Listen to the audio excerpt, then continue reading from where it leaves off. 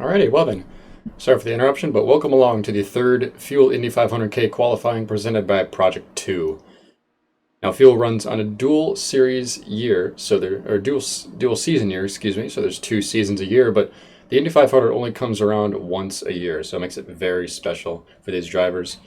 Last Thursday, we ran the Indy road course, the Indy GP, of which Nick Johnston picked up another win. Can he take pole today and continue on for the trifecta? We'll find out that and more tonight.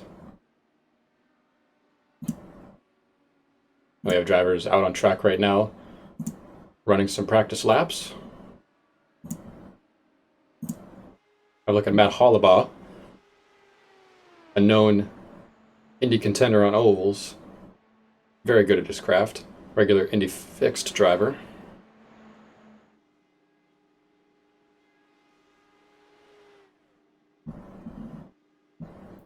And weaving down the front straight a little bit.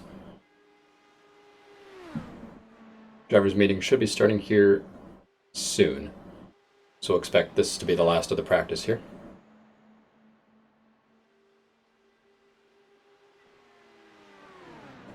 And Matt pulls off there. Who else do we have? Riley Thompson, another strong Indy driver, both on road and oval. Current title contender in the Fuel IndyCar Series, excuse me.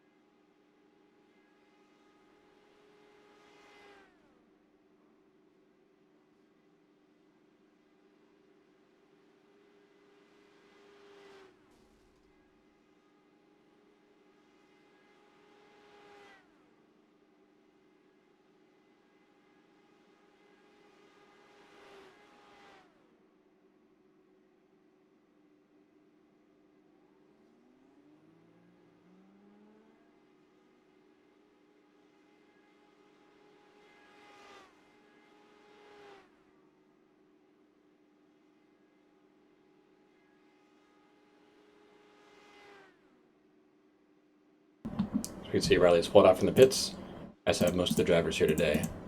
We can pick up anyone else on track. It's going to be the 80 of Justin Miller, continuing his run, as most drivers are preparing for the drivers' meeting in the pits.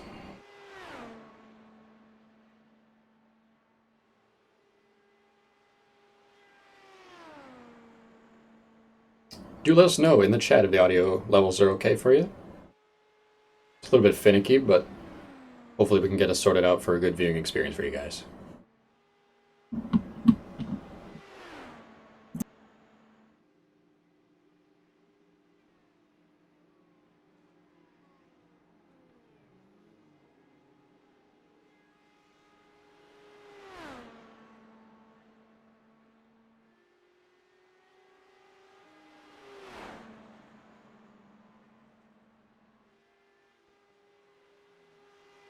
And word on the street is that we have 33 drivers in the session, with 1 or 2 more yet to come. So given that all drivers are here and willing to set laps, we will have bumps from this qualifying session, which is exciting. Very exciting.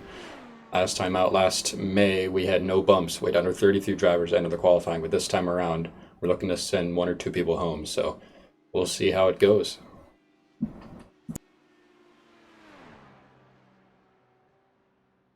As Justin Miller finishes his run. Rounding turn 2 at idle.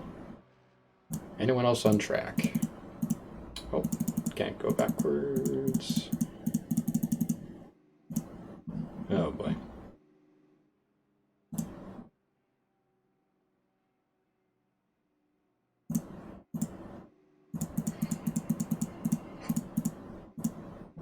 It appears we have no one else on track. Drivers' meeting is coming up here. Probably already underway. So we'll head to the blimp. Give you some rundown of the rules and track conditions today. Firstly, with the conditions actually, air temp is 18 Celsius and track temp is 26 Celsius at the latest reading. Overcast skies today.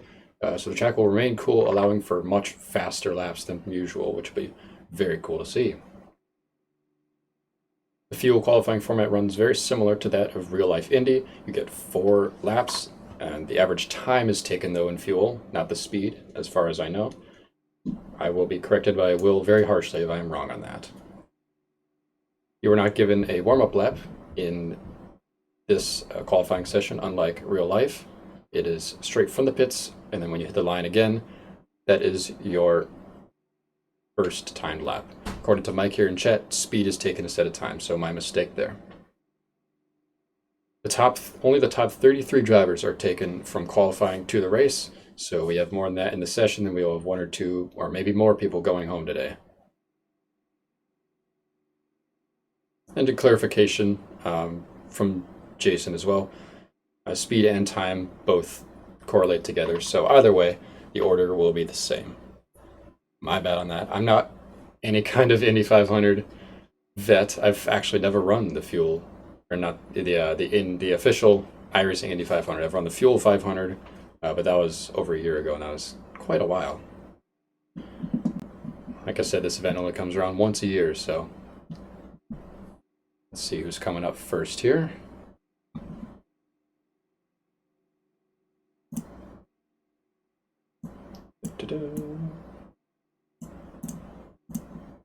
Who was on track? Oh, we have Nick Johnston on track. Oh, I was so sorry. Yeah, apparently I wasn't live, so that's interesting. Nick Johnston has just been out. He has waved his lap, it appears.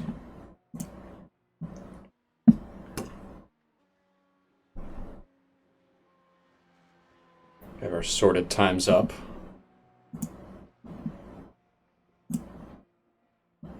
Currently, the drivers on the sorted times list have not set laps. I believe they're just fillers for the time being.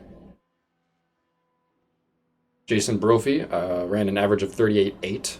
Nick Johnston has done a 38.821. So close there, about 200ths between the two.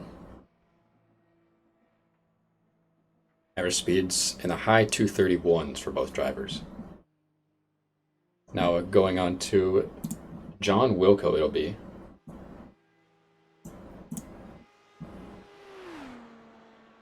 Rounding turn 4, and he'll start his run.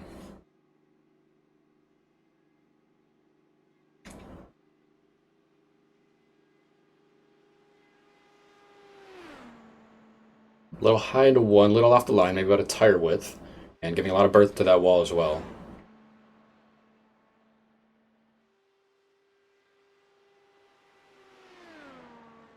Headed towards the middle of the track on the back straight. It's like a typical Indy line, but not getting very close to the wall, coming back into turn 3. Running out 3 again, giving a little bit of berth to the wall. Nice and safe. Just get your first run in, get your bearings. Cuts below the white line though on turn 4, very good, and he'll come back to finish his first lap.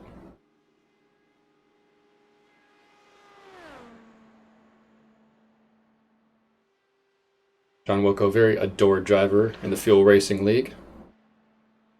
There's a little bit of a cult following going on in the Premier Series on Tuesdays, hoping he'll break into the playoffs and possibly win a championship. Even. The possibilities are very much open in the Premier Series there. He currently sits, I believe, 7th in points, I want to say. So really not a bad effort. He just keeps it on track, keeps it nice and clean, and he gets good results every week.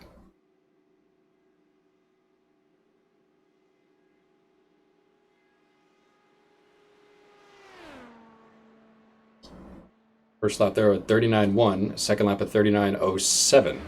So about a 10th improvement there for John Wilco.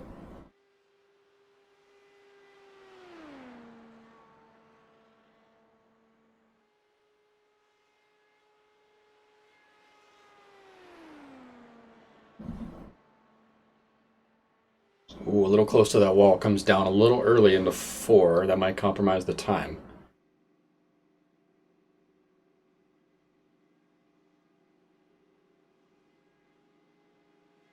Across the line. It's going to be 39.1 again. 39.10. So his second fastest lap. hoping he'll improve for this fourth lap here.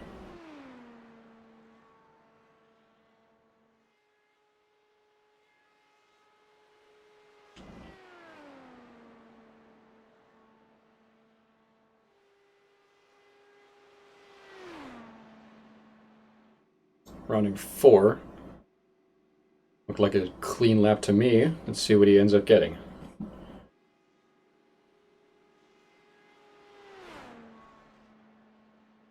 It's going to be 39.0 again, so ends up with 39.09 average.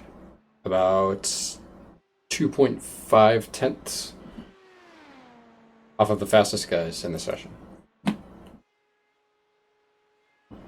Excuse me, that'll be... Yeah, about 2.9 tenths there, off of Jason Brophy, currently the fastest. Although the leaderboard does not reflect that. We are working on getting that solved at the moment.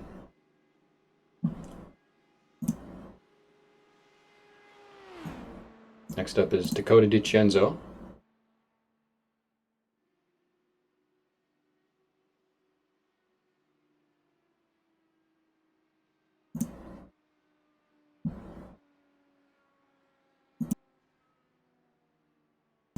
Looks like John Wilco is finishing up his run here.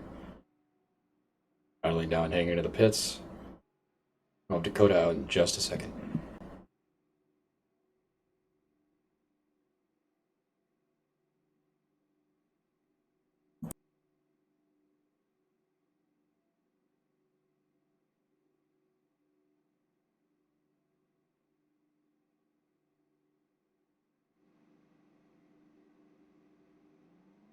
And there he is, pulling out of his box.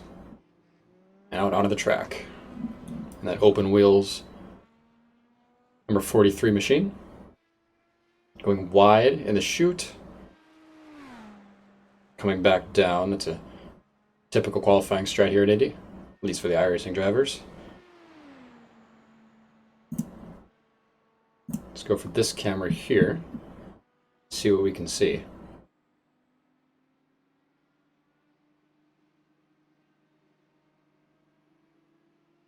Nice, right on that white line. Rounding forward, getting set for his first lap.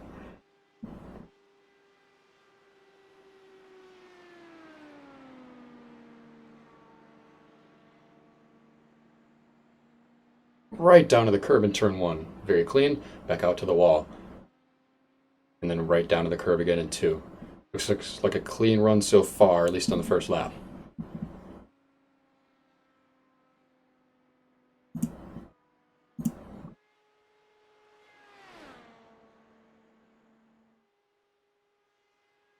You see him getting a lot closer to the wall than John Wilco did. There's time there if you could let the car track out further to the wall, but if you touch the wall, that'll cost you some time. So everything is about precision here at Indy qualifying. Starting lap 2 now. The first lap was, waiting on the official scoring, it was a 38.915, so only 5 thousandths off of Jason Brophy's first lap. Very good so far for Dakota.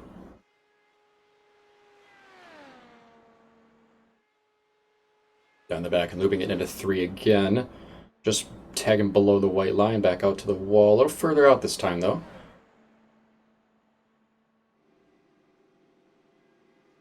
This clean run off of 4, back down to the line again.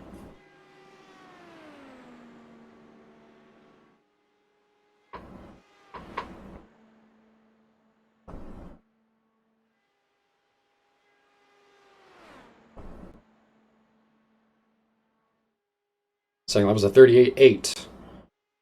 So about 38.82, excuse me. So about 4 hundredths off of Jason Brophy's second lap there.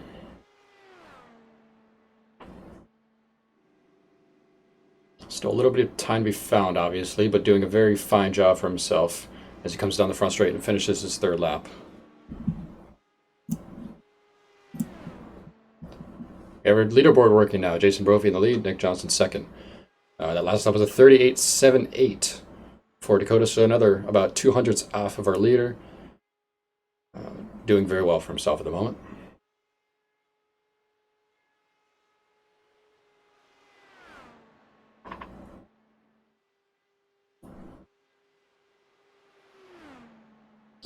Again, do let us know in chat if the audio sounds okay. I assume it isn't because no one's saying anything, but if there are issues, do let us know. Finishing his final lap now is Dakota DiCenzo. What will it be? It's going to be 38.79, so about 500s off of Brophy. That's going to give him an average of 38.82, which will put him third in the ranking. Appears John Wilco has already withdrawn his lap, so it will not appear on your timing display there. Next up, we have Nate Michael in number 5. That's a name we haven't really seen a whole lot of in this series, at least in my experience driving. But possibly a one-off for the 500, and that's okay too.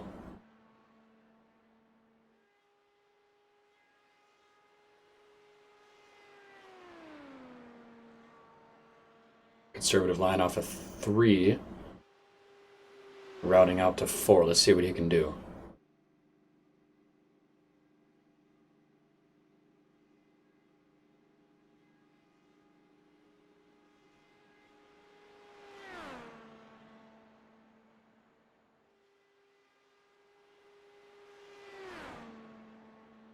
Really tight down to the curb in 2. Wow. A little bit earlier apex possibly, but very, very close. Let's right on board here. Oh, never mind, that's broken. Let's go to the roll bar then.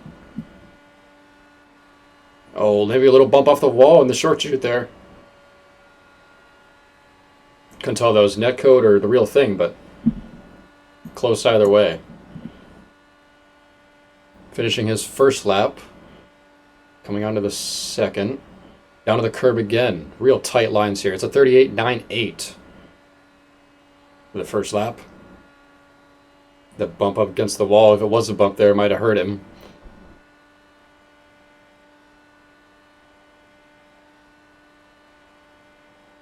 Working it into 3. Below the white line again, very good. Out to the chute, really close to the wall. He knows this line. He knows he's got to push it. And really close to the wall again out of 4. Wow.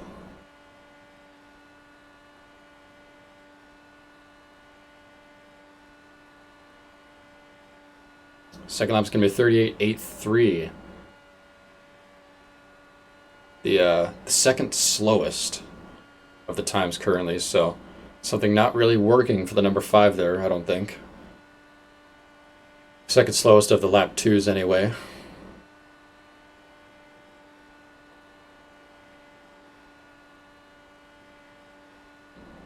Cutting a little bit harder out of 3 and washing it out late to the short true wall out of 4 there. Interesting line.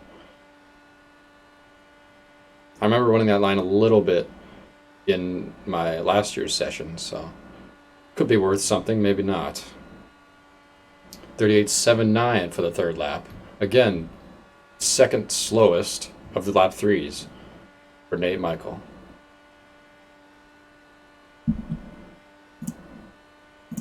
Get back to TV3 here.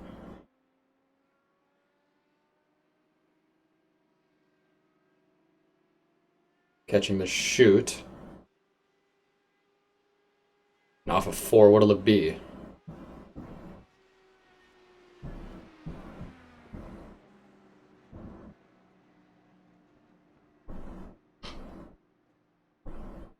One moment. It's going to be a 38.9 for the final lap. The slowest of the final laps, and that's going to be a 38.87 for Nate Michael average. We'll see where that ends up putting him. So next up we have the number 56 machine of Riley Thompson. Mentioned him earlier as a very fast runner in this series, and we're expecting a good lap out of him today.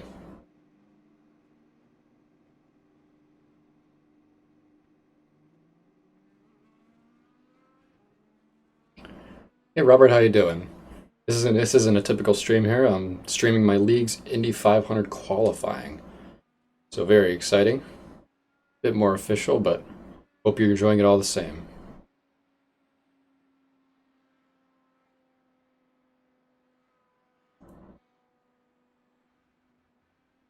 I'm doing well myself, getting excited for this. Riley Thompson arcing a little high out of 3 and keeping off the white line out of 4, keeping that speed up possibly. See where he goes with this.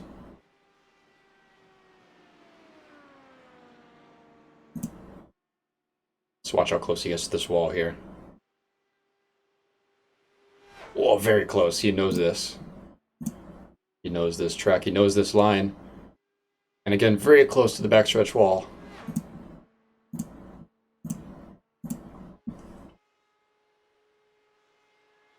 Arc it into 3, a little later than the rest, just touching the white line. And then down out of 4 on the white line again. A little bit interesting. He arced it late into 3, looking for that late apex. We'll see where it gets him on the sheet here. Waiting for scoring to come up.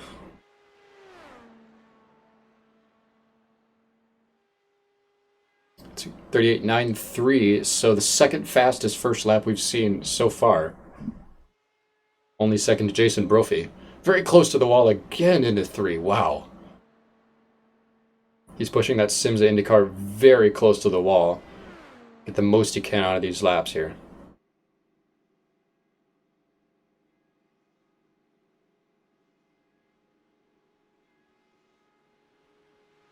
And again, very close to the wall into 1. Wow.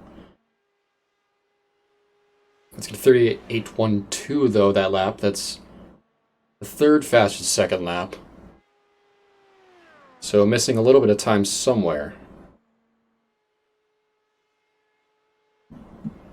Seeing on the sheet here, Nate Michael has withdrawn his last run as well. He's getting back in line.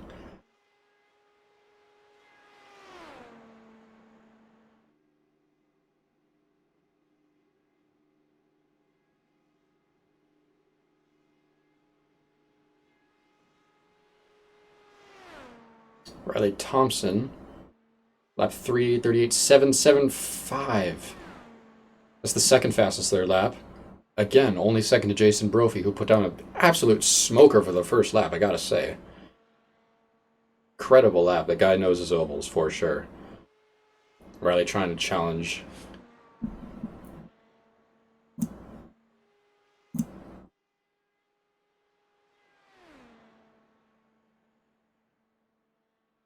Very smooth exit out of 4. What'll it be this time for his last lap of the session?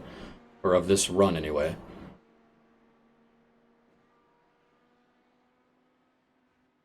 That's going to be 38.76. So about 200s off of Brophy again. It's going to be an average of 38.82. Which will put him P3 if it holds. If he doesn't decide to withdraw. See what ends up happening, but in the meanwhile, Nate Stewart is headed out on track next in the number 13.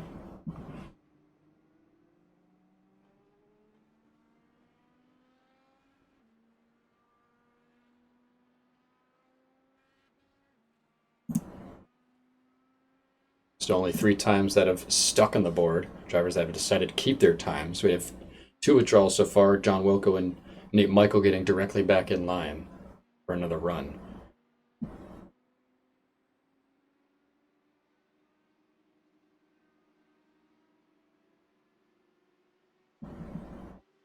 And Nate Stewart in the 13, rounding off of 4. We'll see what he can do with his run. Running a beautiful livery there, trying to see U.S. Air Force and McAfee on that car. He's always posting them in the painting chats and the discords around here, and always looking fantastic.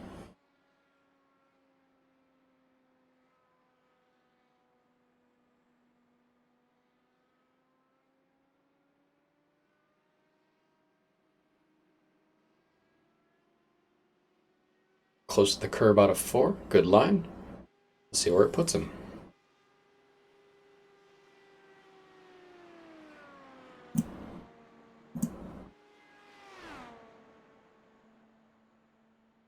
That's going to place him with a 38.94, excuse me.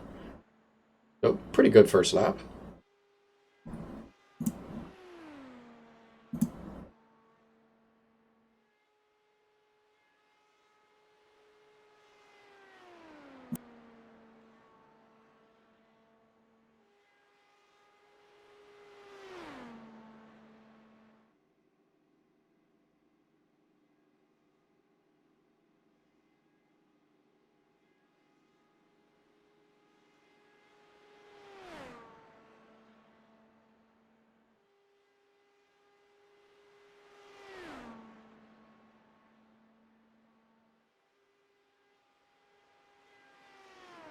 Apologies for the interruption there. Back with Nate Stewart again. Second lap was a 38.82. Pretty modest lap, but a little bit off of the best, about 400ths off of Jason Brophy's lap 2. It's going to be hard to catch him today, I'd have to say.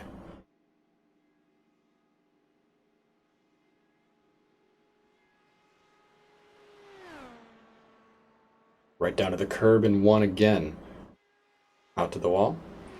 And curving back down to 2, almost touching the curb. Wow.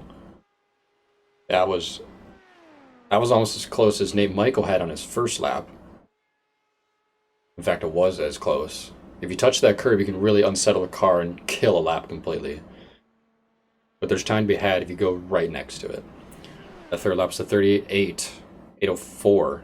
So it's the second slowest lap of the lap 3s.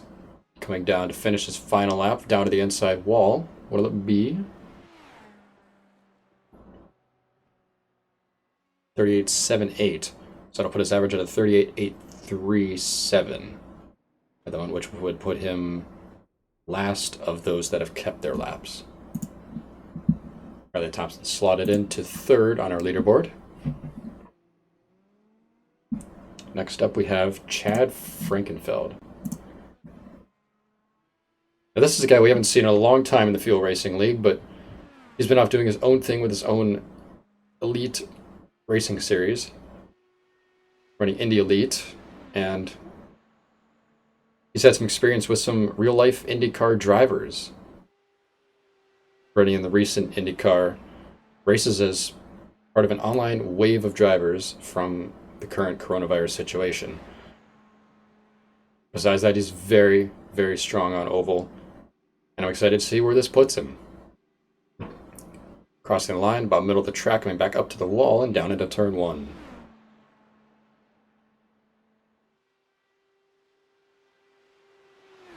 Out to the wall and arcing into 2, looking very clean so far. A little bit out from the wall. Real life IndyCar line, you don't need to, but you can do it. Coming into the chute and then out of 4. See what he ends up doing. It's a little bit shallower on the exit, and he'll come back out away from the wall again. So a little bit interesting here, the line that he's following. First having a 38.98. 3. So that's actually, again, the second slowest of the first laps. Faster only than Nate Michael on the first lap. So Chad has a little bit to pick up here if he wants to put himself near the top. Nate Stewart slotting in to 5th on the chart, keeping his set of laps for the time being.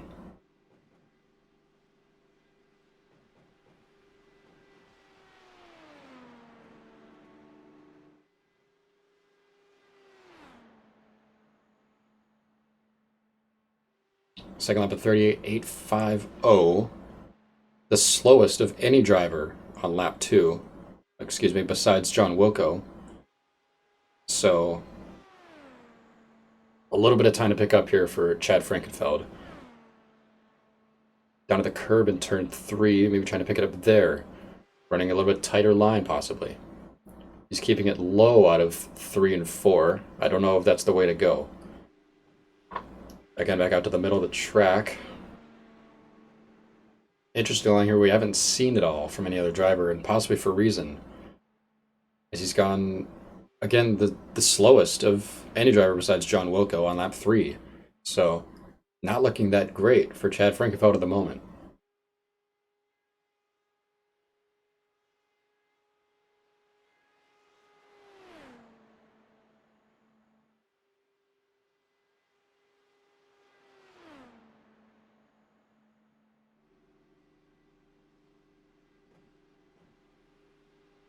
Rounding off of 4, back down to the middle of the track.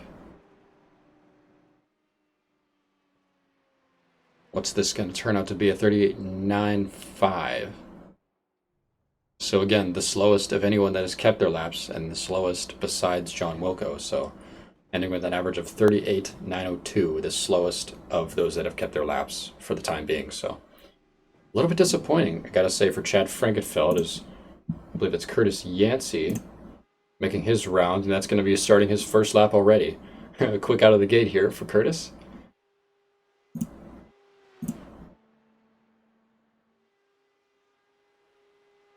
See what he can do. He's a little bit of a newcomer to the league, gotta say. I believe just came in this season, this 20A season to Fuel. Had some strong runs.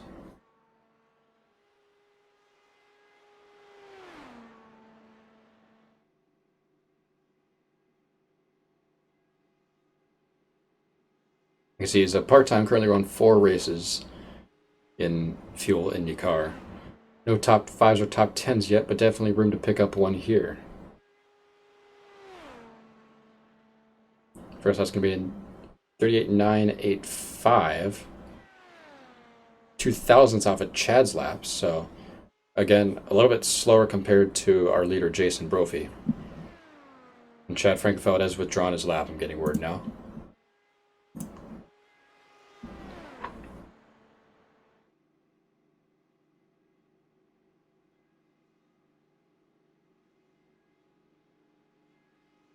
Rounding the front straight for his second lap. See where this ends up going. It's interesting. You can hardly see. You see these subtle differences in line, but you don't think it makes that big a difference, but it does. Obviously, you're trying to use as minimal input as you can, but there are certain secrets around this track that the oval guys just really know well and know how to use in their lines. So even in a fixed race, they end up pulling ahead in qualifying by quite a margin. Keeping it shallow off of 3 and 4 and all the way out to the wall for Curtis Yancey.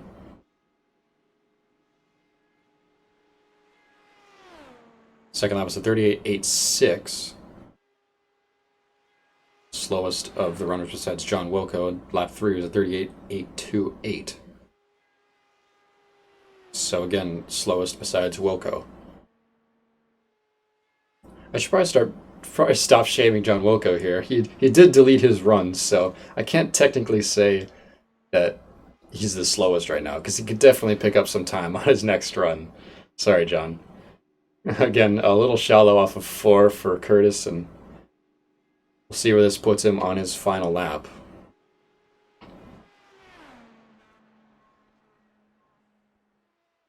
.38.82 it's going to be for him. Puts his average at 38.87. Currently slowest of those that have kept their laps, again.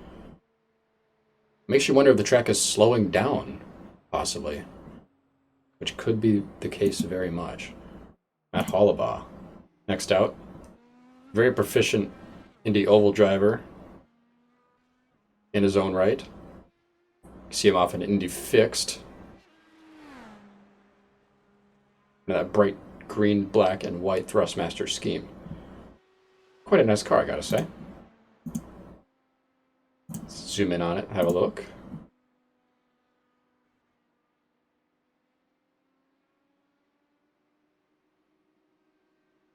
Hollabaugh currently only running the oval portion of the full schedule, I believe. He's picked up a win, I believe at Michigan that was, 2 top 5s and 3 top 10s. So not a bad report card, at least for the oval side, for Matt Hollabaugh. Dives into 1, touches the curb a little bit even. Ooh, risky. Maybe he knows something we don't. Again, very close to the curb. This could be a lap to challenge Brophy, or a run to challenge Brophy if he can get it right, unless the track is slowing down.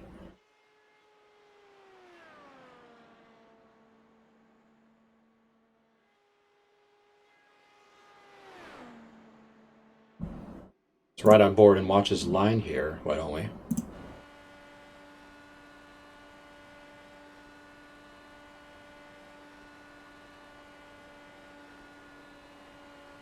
Yes, very much down to the curb in 1, and the same thing in 2. What did this first lap end up being? A 38.927, so only 1700ths off of Jason Brophy's first lap. So maybe the track isn't slowing, we just need a fast driver.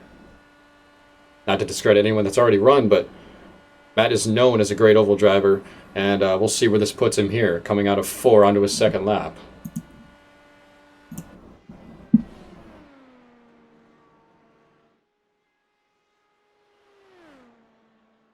.38.805. Ends up being about 200ths off of Brophy, but moderately up the table. Curtis Yenti slotting into 6th for the time being on our official board.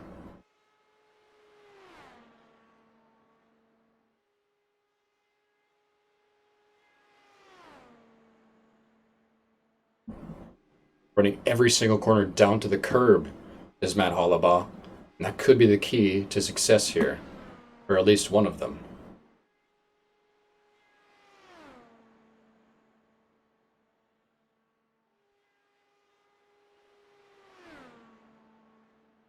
Third lap is at 38.762. He beats Brophy's third lap by 1,000th of a second. So we have a challenger here for pole, I believe. Matt Hollabaugh, if he can keep this up.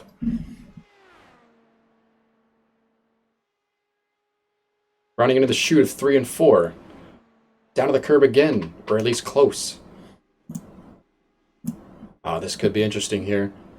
Staying straight off of 4. What'll it get him? So he lets off the throttle. What's going to end up being for Matt Hollabaugh? 38.752. So only 1100ths off of Jason Brophy. A very respectable run for Matt Hollabaugh. That'll slot him into P2. Liam Quinn is the next out. You can often find him challenging on road courses for top 5s and podiums. Don't know if he's had a win or not this season. He's actually sitting 2nd in points. He has had a win. I don't remember exactly where. Sorry, Liam.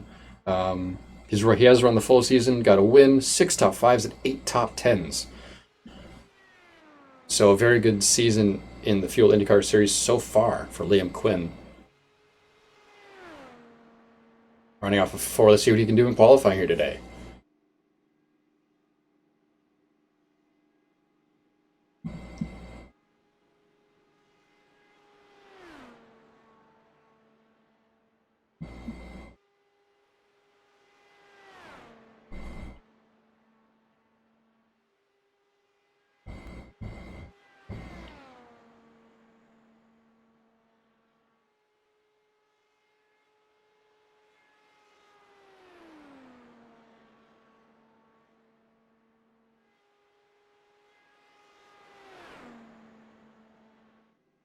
Running off of 4, looked like a clean lap to start. Not as aggressive as Matt Hollabaugh. We'll see where it puts him on our chart.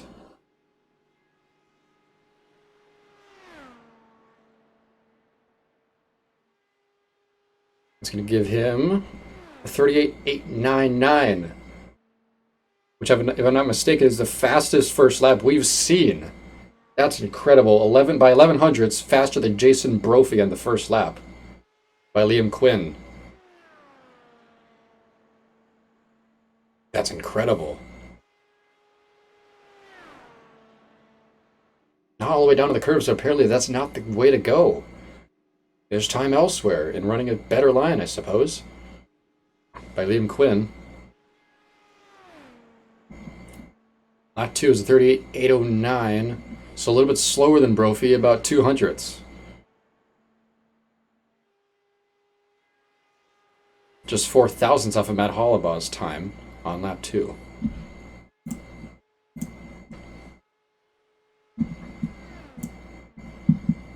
So you can see Matt Hollabaugh slotting into 2nd on the chart there, keeping his time for the moment.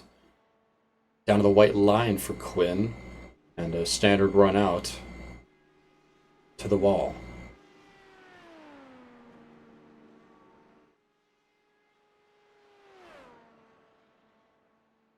.38.755.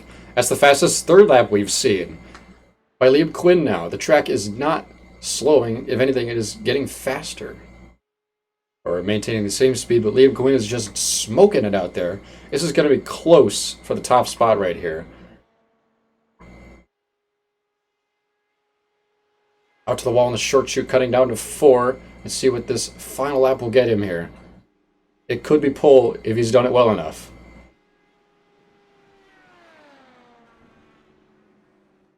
Off the gas, waiting for official timing. 38.73, which puts his average at 38.799. That's the fastest. That's the fastest run of the day so far by Liam Quinn. By 1,000th of a second, he beats Jason Brophy's average lap time. That's incredible. Fantastic run by Liam Quinn to start this out. Start of the challenge for pole here as we switch to Rodrigo Munoz. Starting out his run. See Liam Quinn going to the top of the board. Very impressive run.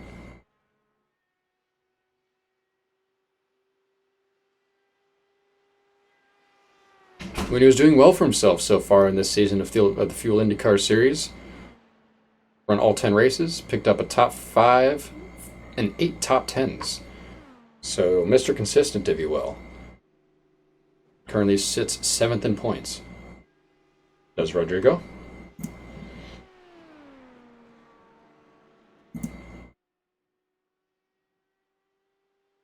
See how close he gets to the wall. A little bit of berth, but he knows the line. He knows he needs to get close.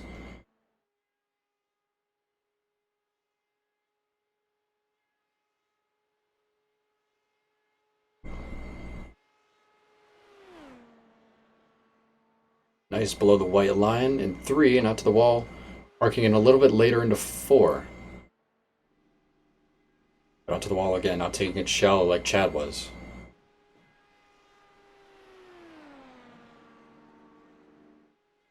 Coming to the line for the first time, what will it be? 38.93. Pretty respectable first lap, gotta say. About 300ths off of Liam Quinn's fastest. So we'll see where he can carry this from here.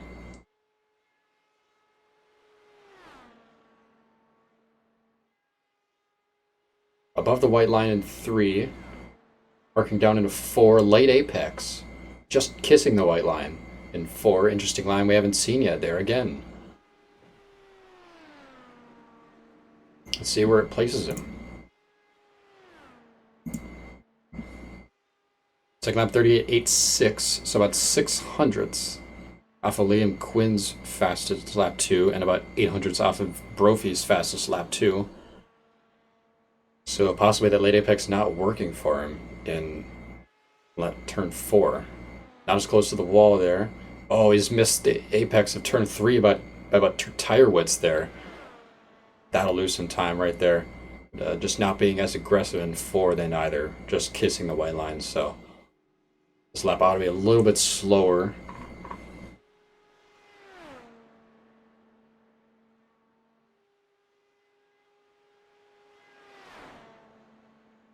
Yes, it's going to be 38.819, so about 600ths off of Liam Quinn's fastest lap 3, which is the fastest at the moment. See what he can do in 3 and 4 again. Didn't get below the white line again. Maybe in 4, another late apex, and just kissing the white line. So being a little bit conservative, hasn't run out all the way to the wall and out of turn 4 either. So a bit of a conservative run to start for Rodrigo Munoz. We'll expect him to go back out and try and improve that later on.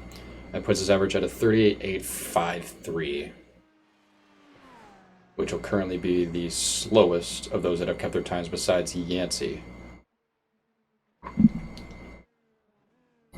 Next up is Dan Zegers, number 8 machine, rolling out on pit lane.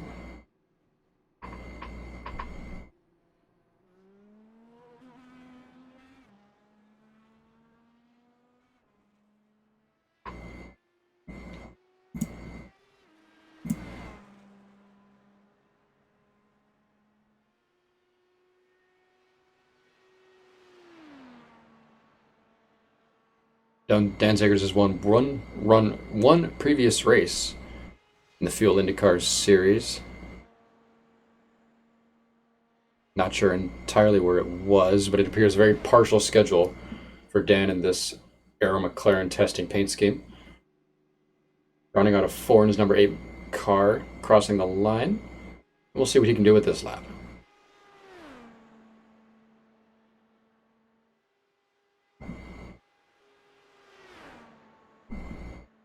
Down to the curbs, looking quite nice, I must say, in 1 and 2.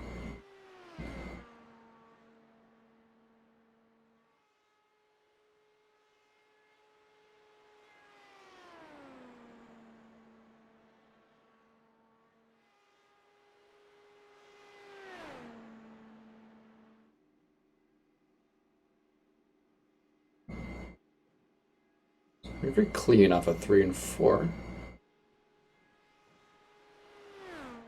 For Dan, and the first lap is going to be 38.96. So the slowest of the runners, of any runner at the moment on lap 1. Needs to pick up a little bit somewhere. The trouble is finding out where on this track. There's only 4 corners and only seemingly one way to run the corner, but like I've said before, and like we've seen, there are tiny, minute little ways that you can change how you run these corners that can give you hundredths, which are precious in Indy qualifying, as we've seen by Liam Quinn leading Jason Brophy by just 1,000th of a second for pole. Second lap for Dan Zegers, 38.859. That is the second slowest of the runners, only faster than Curtis Yancey on the second lap. Down into 3 a little bit later apex, but still down to the curb.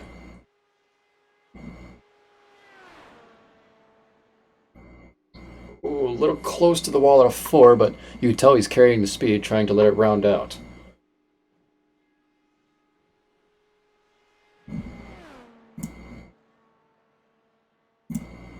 How close does he get? Very close. But that's not where the time he's losing is. Third lap, 38.84. Slowest of the runners.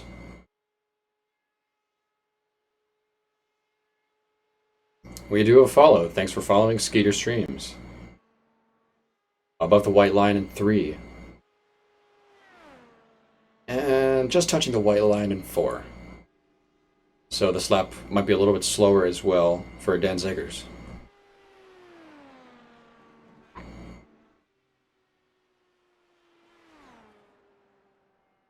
$38.82. It's going to be for Dan. Not the slowest, but not the quickest either. Modest run for Dan Zegers. There's always time to go back out and pick it up. Now we go to Danny Roberts in the 41 Ferrari machine. Infamous Ferrari machine. Mostly running an oval schedule as far as I know. Excuse me, no, he's run every race this season. Got himself 2 top 5s, 6 top 10s.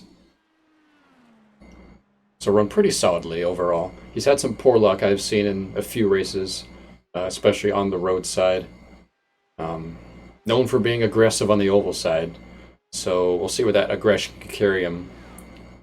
Running a little wide in 3. Interesting. Never seen this before. At least not yet. So maybe carrying a little bit more speed. He's out in the marbles though, so he could just be scrubbing it. We'll see where this takes him on his first lap. Let's go to the zoomed in cam. Watch him at a static position. Just touches the curb, a little bit bouncy off of it. Not as close to the wall on exit. And down to the curb again in 2.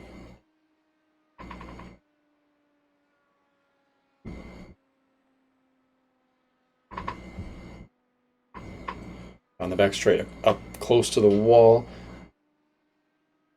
Nice close line to the curb in 3. And about half a tire width off the curb in 4. So let's see if that run-up maybe helped him at all. It was a clean lap otherwise.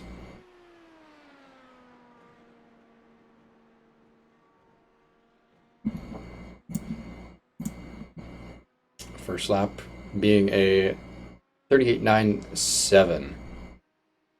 So the second slowest of the current runners on the first lap. So maybe the run-up was not the way to go for Danny Roberts. A little bit lower to the white line. Not out to the chute wall, though. That's an issue. He's leaving time out there by leaving out 3. Oh, he's way shallow out of 4 as well. Not using that track. He's left a whole car width to the exit of 4. That's time to cut down inside and not let it wash out to the wall. That's time lost. And we'll look here. Another car width off of the chute wall. That could be where he's losing his time here.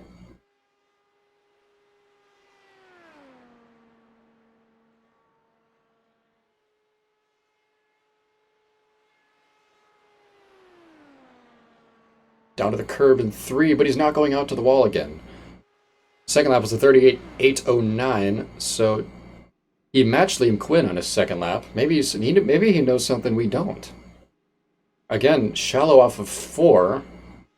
Let's see where this third lap puts him, because he's run the same strategy again, it appears, keeping it low. Maybe silly old me, not knowing how to run Indy qualifying, doesn't know that this is the master strat. Maybe it's cloudy enough. He can keep the car turned down a little bit and not lose speed. I don't know. This is all black magic to me. I just go out there and run as fast as I can. Third lap was 38.9791, excuse me. So pretty solid lap on the third lap, gotta say. Let's see where this fourth lap and final lap puts on 38.778. So again, a pretty solid lap for Danny Roberts, putting his total average at 38.83.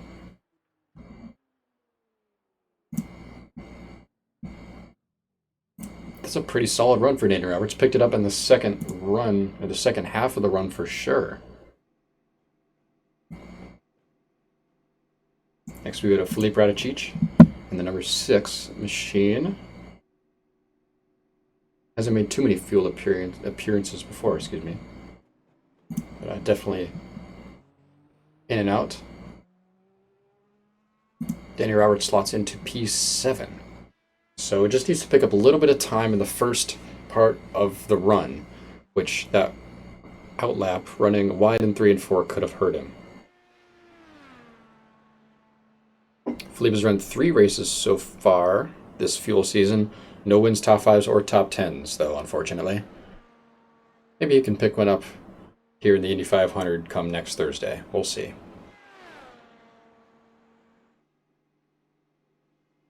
Keeping it low on the outlap, unlike Danny Roberts, and out to the wall to start his first lap. A little higher out of 1, just to the white line. Out to the wall, and then just to the white line in 2 as well. Now, I don't think I could judge anymore whether or not a line is fast, because Danny Roberts running a car width off the wall in 3 and 4 in the chutes, and off of 4, managed to put in a decent lap 3 and 4. So it's hard to tell, really, you know. Felipe just running the white lines, not down to the curbs quite yet.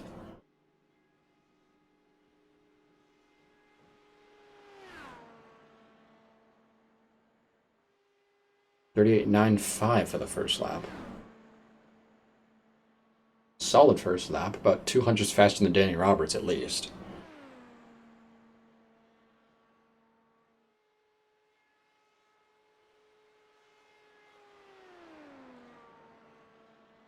It appears Nick Johnston has withdrawn his first run. As you can see, he's disappeared from the leaderboard, so he's headed back out at some point later on.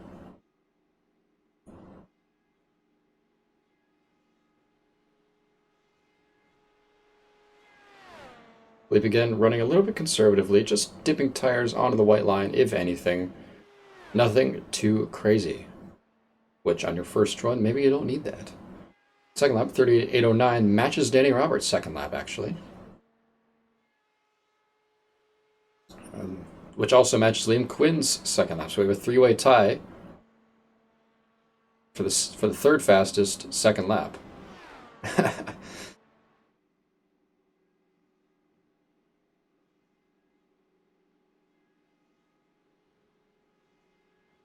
See where this third lap places him again, just not being too aggressive for Felipe here. He keeps it a little off the wall out of 3, but then washes out late and cuts into excuse me, out of one, and washes out a little bit late and cuts into two.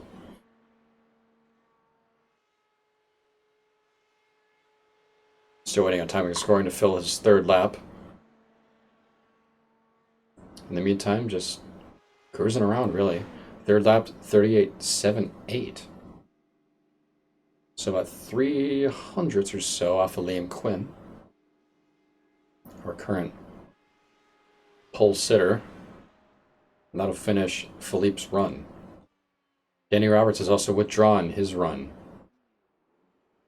And Philippe's last lap, 38.793, exactly 100 slower than his third, puts his average at 38.83. Next up, we have Matthew Warner out on track. See if I can find him in my list here. Matthew Warner. There we go, number 66. Hasn't started yet, out onto the track. Let's see where Philippe ends up on this list here. He's not been placed yet on the list. As Matt Warner heads out.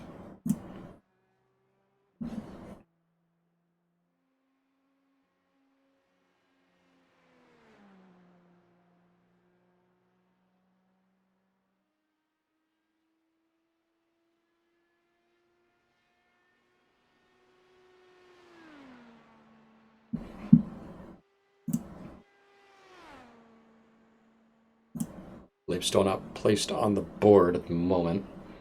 Could be withdrawing his lap, we'll see.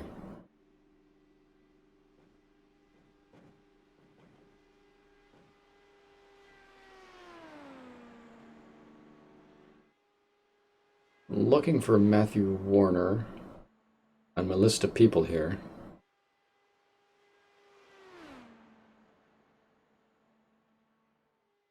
And I'm not seeing him. He could be a one-off for the 500, which, like Nate Michael, is possible in the Fuel Racing League. You could totally just join in and do a one-off for the 500, just like in real life as well. Ooh, a little close to the wall out of 4. Radicic's average still not on the board. Wondering what is happening with that.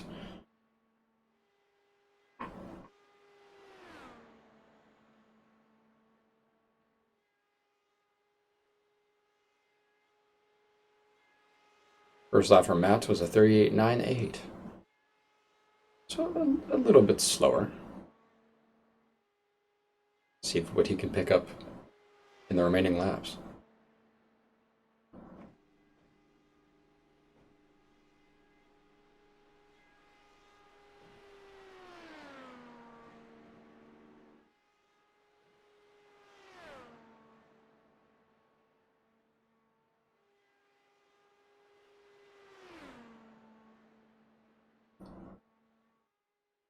Second lap now for Matt Warner, 38.859, so matches Dan Zager's second lap. A modest lap, not near the quickest, but certainly respectable. Philippe Radicic's still not on our timing and scoring chart. So odd what's happening with that. We'll see what a race control decides to do. Just off the white line through 1. Just off the white line into 2. Third lap for Matt, 38.826. Pretty middle of the pack third lap as well. So some time to be found for Matt Warner.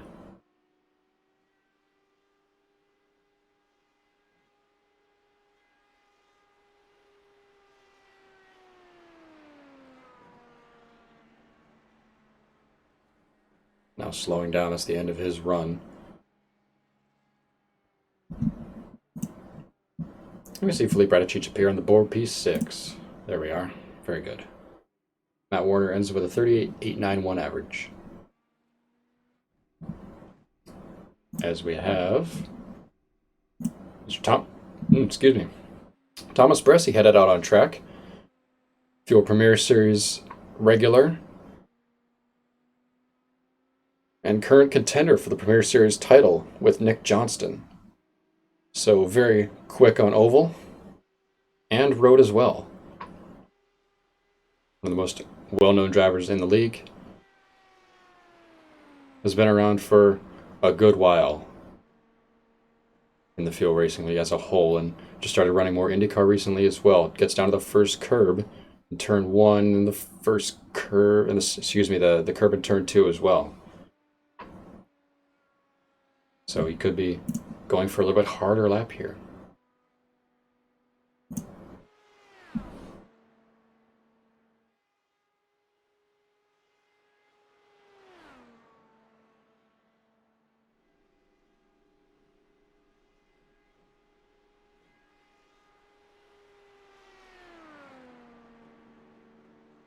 And across the line. Looked like a clean first lap. Let's see what the times say.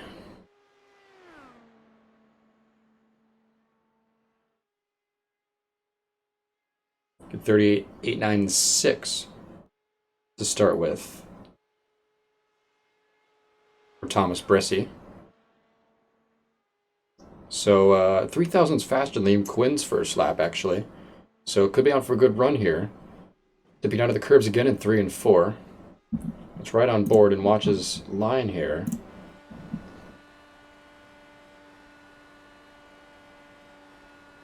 Again, down to the curb.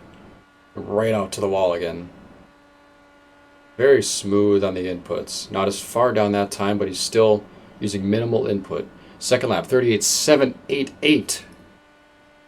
That's 1,000th off of Jason Brophy's fastest second lap. So we could have a run for pole here from Thomas Bressi. Again, down to the curb in 3. And down to the curb again in 4. This could be close, you guys. Obviously, Liam Quinn on pole at the moment, but we'll see if Bressi can challenge. Down to the curb again. He's running a tight line.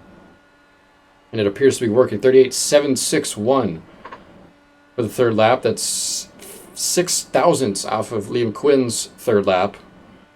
And a 2 thousandths faster than Jason Brophy's third lap. So he's up in the mix for the pole at the moment, is Thomas Bressi. Very close to the curb. Great car placement, gotta say, for Thomas Bressi. And what will the fourth lap be? A 38.731, putting his average at 38.794, and that's pole. That's provisional pole for Thomas Bressi by 5 thousandths of a second. Ridiculous lap.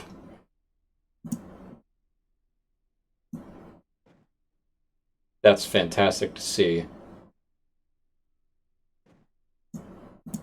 from Thomas Bressi. By 5 thousandths of a second, he's beat Liam Quinn's average and gone to the top. Next up we have Justin Miller. Not sure if he went out before already. No, he's not. We had mentioned him in practice. A very similar paint job to Matt Hollabas, so it could be hard to pick him apart come race day, but that's not my problem. I'm only doing qualifying. See, Bressi jumps at the top of the board on the left side.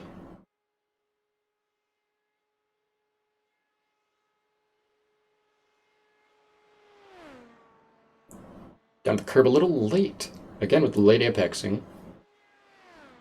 And we have seen that used.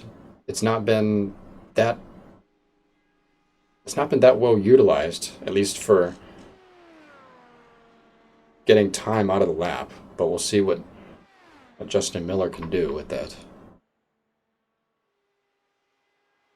He's run 3 races so far this season, picked up a top 10 for himself, so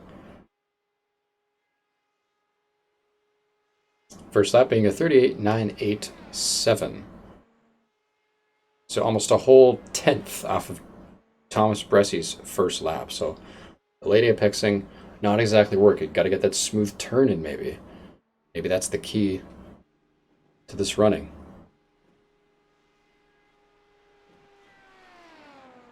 Across the line, a little bit lower on the track than before, running the Chad Frankenfeld line, we'll call it.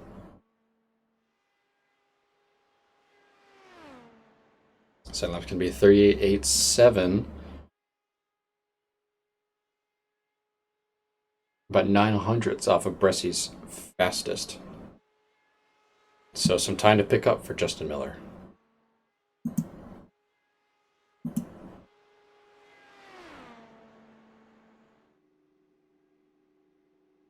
Running out of 4, and he'll dip a little lower on the track, as we'd seen before.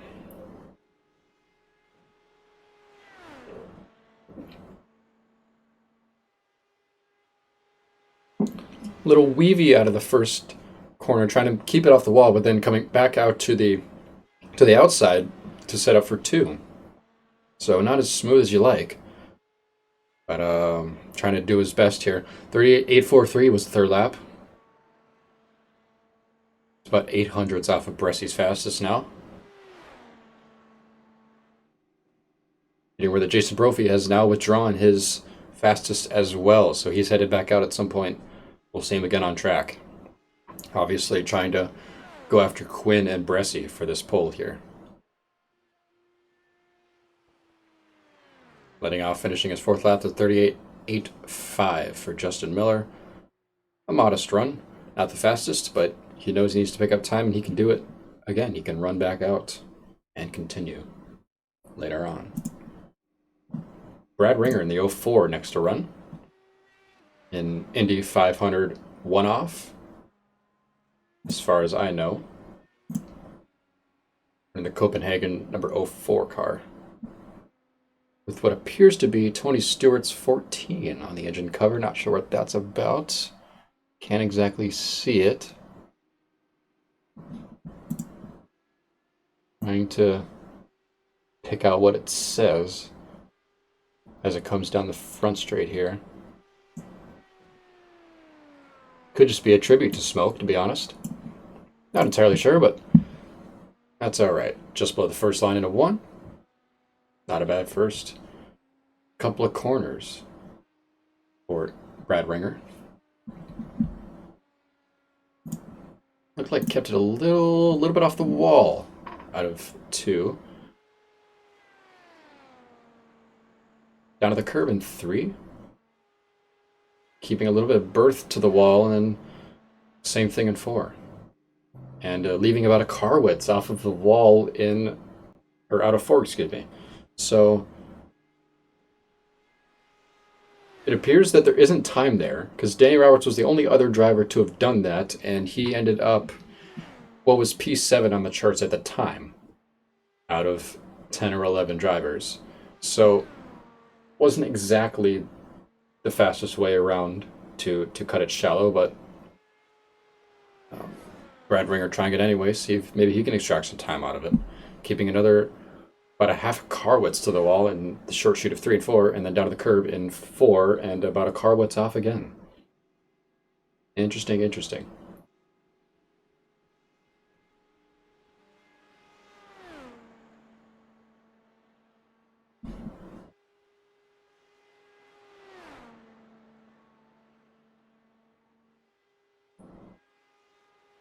His second lap's going to be a 38.83.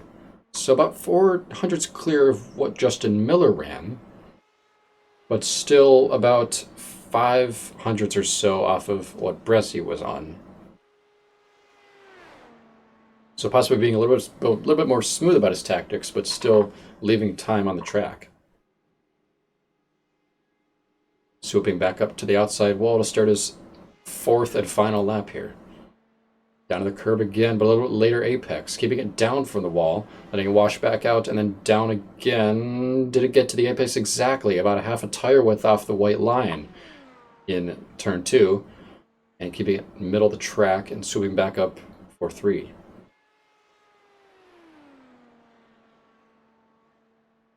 Good line there onto the curb, and this time out to the short chute wall. And then dipping a tire below the white line back out to the wall again. So possibly figuring out that there's time and letting it wash out and crossing the line in the middle of the track, and we'll see where it puts him. Third lap was a 38.9, or excuse me, 38.79, so only about 300s off of Bressie, and but a fourth lap was about 700s off Bressie, or 8. It was a 38.811, putting his average at 38.844 for Brad Ringer.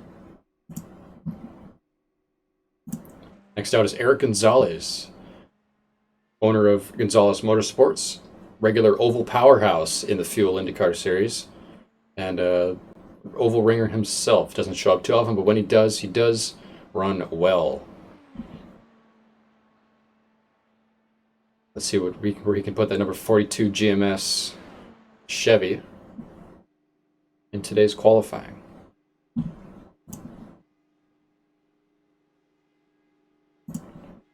Nice and tight to the wall into one. Oh, just maybe clips the curb into two. Very, very close. Again, close to the curb. It's easy to spin out or lose some time if you hit that curb, but again, if you get close, you can find some time. And obviously that's his strategy here. I wish this left front suspension camera wasn't completely destroyed, otherwise I would use it. Try and get a good look at his inputs here. Looks like a very tight lap on his first lap here. Let's see where it puts him. Again, down to the curb. 38.902 for a lap 1. And that's quite close to Bressie. That's only about 6 thousandths off of Bressie's fastest. So if he can keep this up, possibly pick up a little bit more time in places, we could have a challenge for pole here. Almost brushes the wall into 3. Very close, even closer than we saw Hollabaugh going.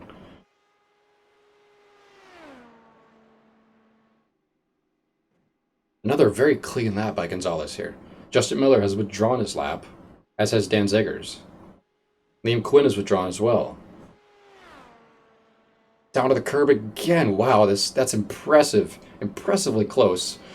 And he's run 1,000th quicker than Bressie on his second lap, does Eric Gonzalez. So we could have another challenger for pole here in Eric. If you can keep this up, pick up a little bit more time in the the third and fourth laps, which looks like he is. Running very, very tight to the curb and very, very tight to the walls. Just very, very clean overall. And this is on a Driving Force GT wheel. The same one that I run. Just goes to show you don't need the best equipment to be the best. Third lap, 38.74. And he's beat Bressie by about a full hundredth, excuse me, on his third lap. This could be pole if he can hold it together. Coming down into 3. Very tight to the wall again. A little bit earlier turn in for Eric Gonzalez. Down to the curb. Back out to the wall. Where does this apex end up? Right to the curb again. It'll be exciting to see where this puts him on the charts. He's across the line. Average 38.797. Oh, just 3 thousandths off of Thomas Bressie's average. That'll slot him into P2. Very, very good run for Eric Gonzalez. Just minute amounts of time left to pick up, but not a whole lot left on the track there. Very, very good.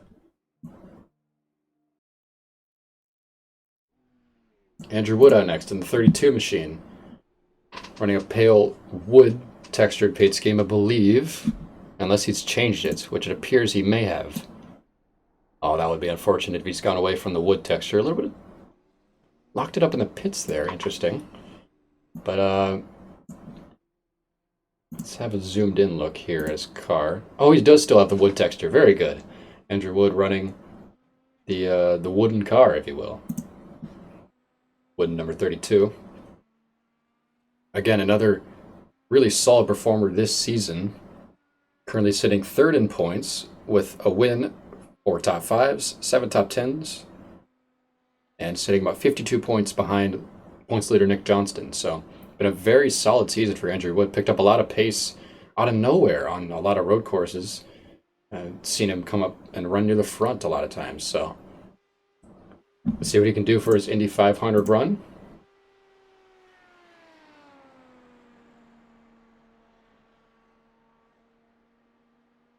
touches the curb even in turn one, if I saw that correctly.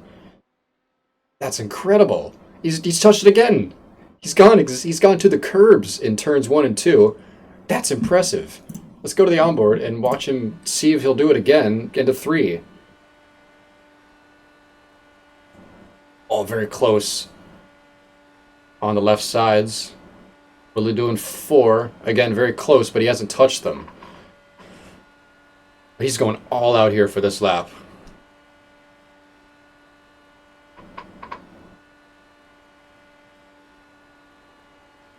Oh, very close again. I don't know if he's willing to go back down there again, or maybe it was just netcode that where I saw him touch him, but he's running very close either way. First lap of 38.929. So about 2.5 slower than Eric Gonzalez. Eric's got something going. He touches the curb again. Oh, that pushes him a little bit wide. You could hear the hesitation. Watch the hesitation in his inputs. And I believe that might have messed up this second lap for Andrew Wood.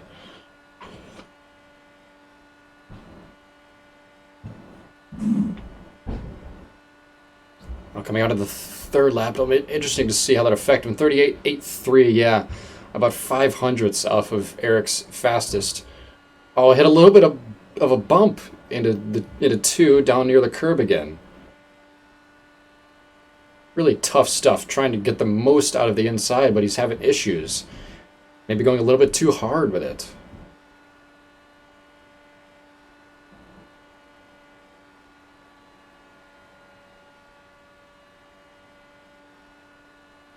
He's up off of 4 after running close to the curbs again. It'll be interesting to see what he gets this time. Interesting running 5th gear as well. I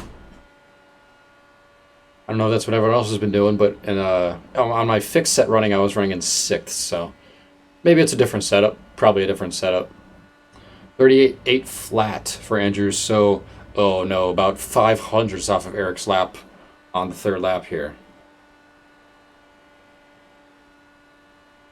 Out to the short chute wall, not as close as we saw Eric go, but about down to the curb and very close round out.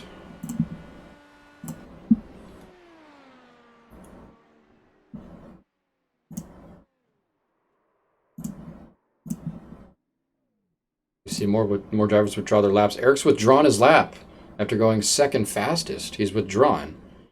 Andrew Wood's average going to be a 38.83. We'll see where that puts him on the sheets in a moment. Hayden Pastorius in the 19 is next out, running for TDR.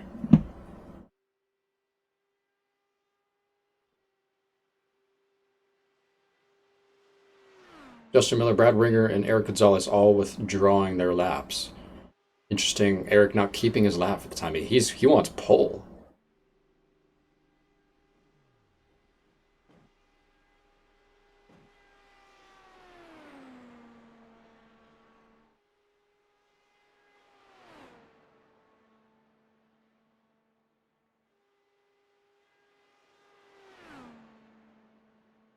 A little bit off of the curve here for Hayden Pastorius.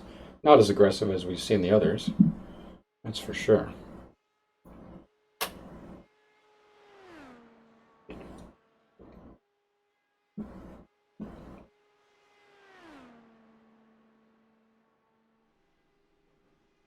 Rodrigo Munoz and Liam Quinn have withdrawn their laps. Not sure if I picked up on that before or not.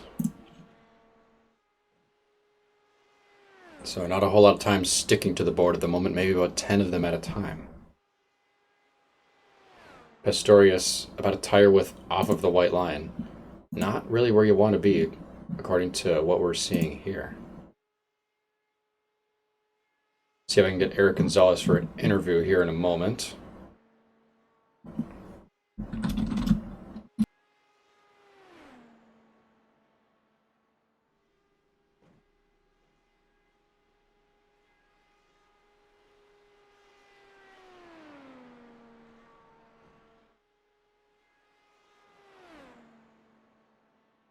Yeah.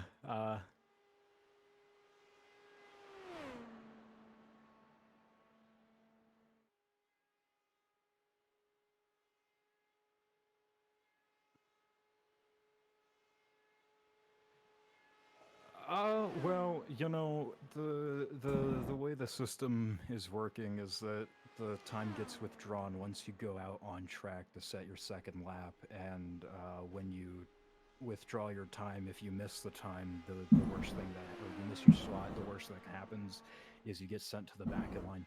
So at the moment, technically my time's withdrawn, but if I don't, if the track conditions aren't good or it's not really worth trying to withdraw my time, then there's no real reason to go out on track. I'm not going to be losing anything. So at the moment, it's more just a safety measure because I don't want to be, I don't want to not have the option because with what it's looking like, it's going to be real close between having the whole field qualify versus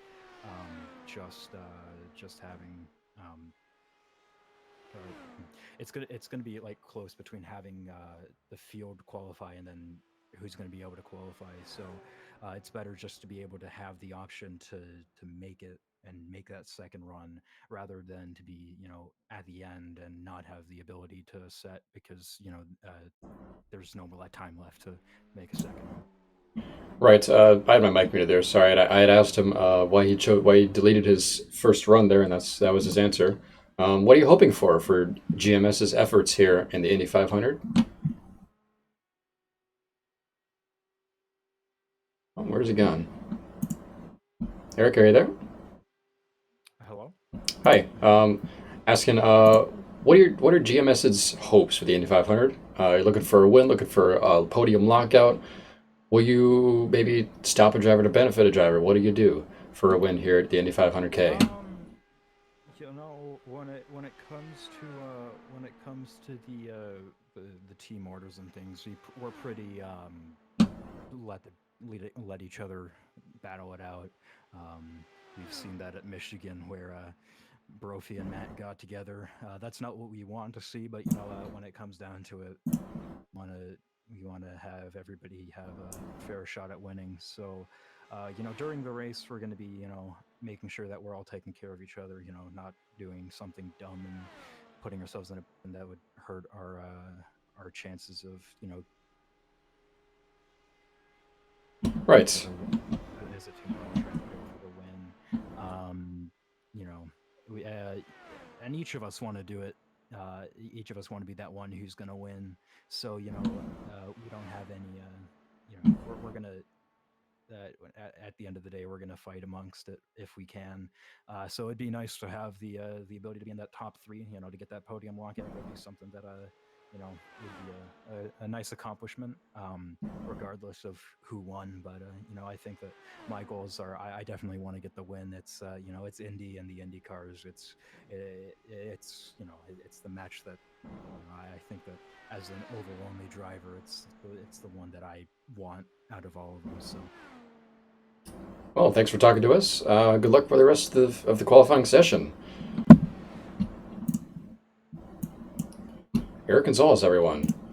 As we see Mike Hurley making his runs here, beloved uh, driver in the Fuel Racing League, running both Indy and Premier, getting a P9 finish last Tuesday at Atlanta in Premier.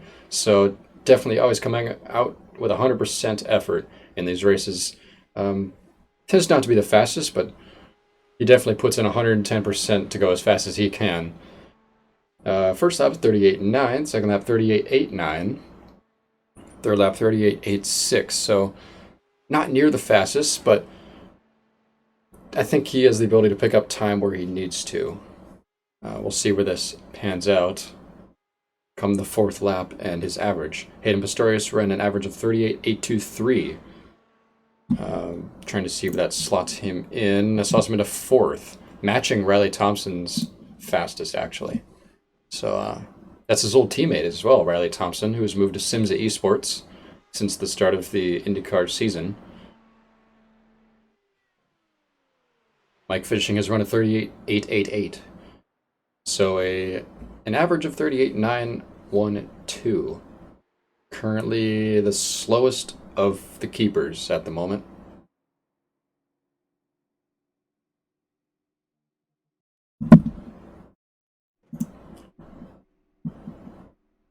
Trey Farley next out on track in the number 23.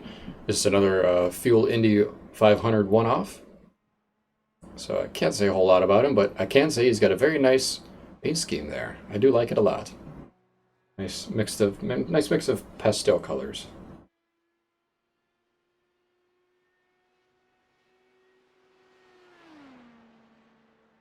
If you're just tuning in, this isn't a normal stream. I'm streaming a Fuel Indy 500K qualifying session, which the race will happen next Thursday on the Flat Out Racing Network on YouTube. This would be on the Fuel YouTube as well, but having issues with that, so I put it on my own personal Twitch. However, if you're enjoying the sound of my voice and you want to see more content that has the sound of my voice, please drop a follow. Much appreciated. Thank you. Running a little high there. I have 2 tire wets off of the line in turn 2 there for Trey Farley.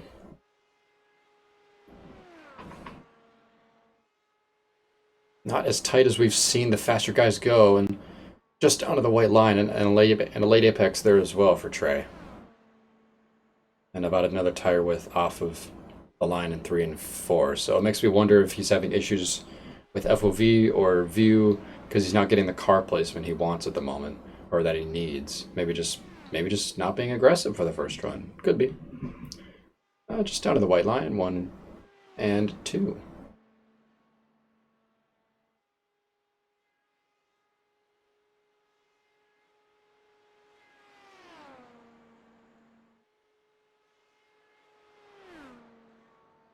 Again, just to the white line.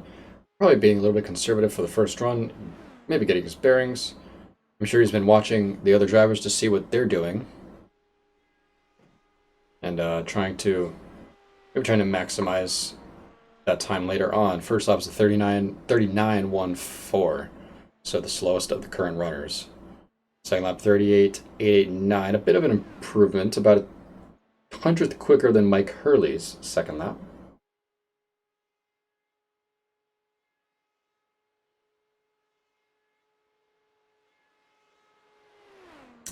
Mike says in chat, "We was super notchy. Could have put it with the car where I wanted it." Yeah, I feel that. I've got the Driving Force GT as well, or you don't, but I have it, and very very notchy wheels, so it's hard to place it. But good luck in your next run. I assume if you're running again. Andrew Wood has withdrawn his lap. This third lap by Trey Farley has been a 38.808, so about 600ths faster than Mike Hurley. Pretty respectable. Picking up time as he goes.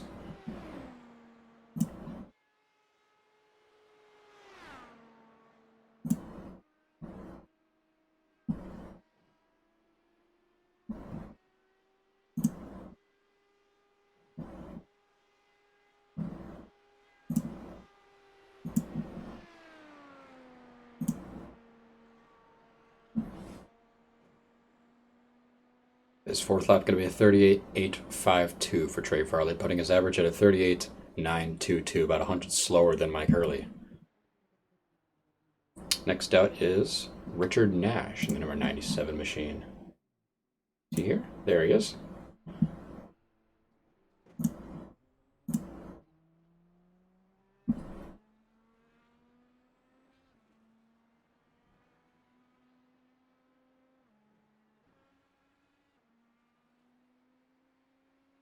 Richard Nash has run 1 race this season.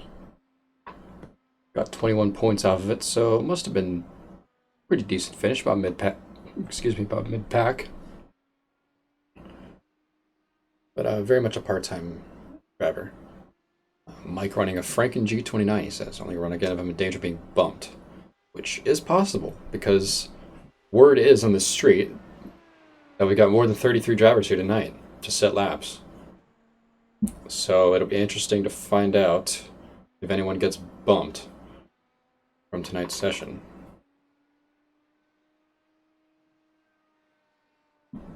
Nash running a very pretty car, I must say. Let's see if his laps are just as pretty.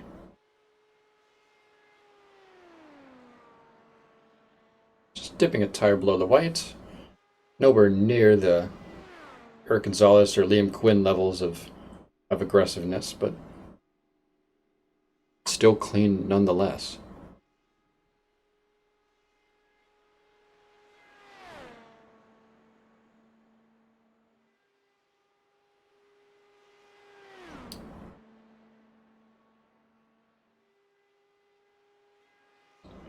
Richard Nash's first lap.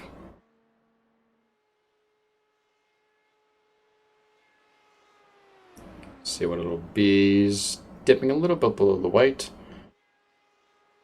First lap 38.987, so already faster than the previous two runners, but still not a top running first lap. Got a little bit of time to pick up here, adding some names to the leaderboard as well, Mike Hurley and Trey Farley.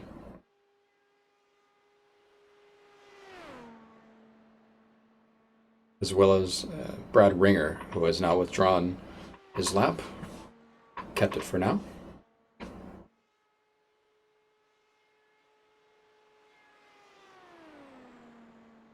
Ooh, about 2 tire widths off of the white line in 3. That'll hurt his time for sure. At a place where he needs to pick up time right now.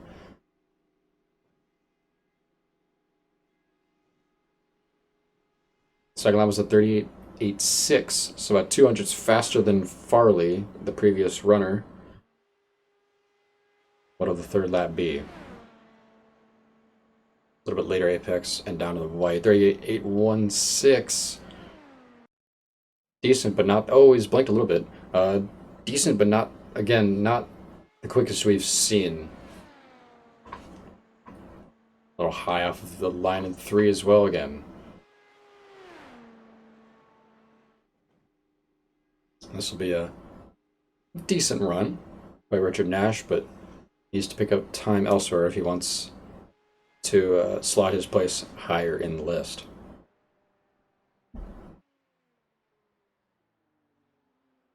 .38.87 average for Richard Nash. Next out, you can hear him right there. There you can see him.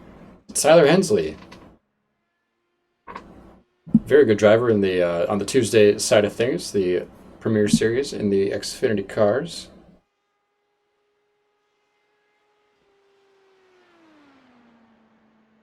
Looking for any records here. He's run a couple of Indy races this season, but he mostly sticks to the Premier side and does very well there. Middle of the track, swooping back out, the Chad line, if you will. Oh, a little, not as far out to the outside wall as you want, but still down to the curb in 1 and 2. That's where you get that tire scrub if you're not using the full width of the track, and you can lose time if you're scrubbing the tires. If you're especially if they're not fresh. If you're doing it the second or third lap, he's again not out to the outside line again, outside to the white wall, and he's cut a little bit below the... Oh, he's very shallow off of 4. Running what a typical oval line would be, a big oval line. But this is no ordinary big oval. That's 2 car widths off of the wall in turn 4. Where does that put his first lap?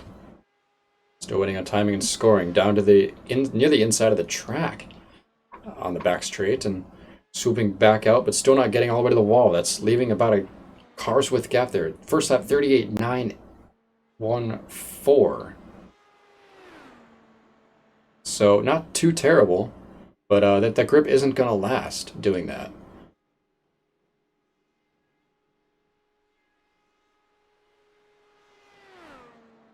Running what is pretty much the shortest line around the track that you can.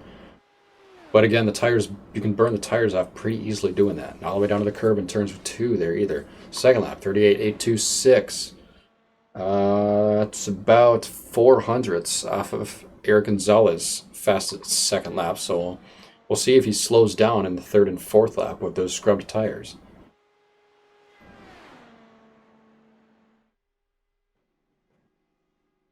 And again, very low. That's about 4 almost 4 car widths off of the wall. Again, running the typical big oval line. If you're running a big D oval, you want to keep it inside, out of the front straight, but Indy's a little bit different. 38.79, the third lap there. About 500ths off of Gonzalez fastest. Tires maybe starting to burn off a little bit. Giving about a car width to 3 wall as well.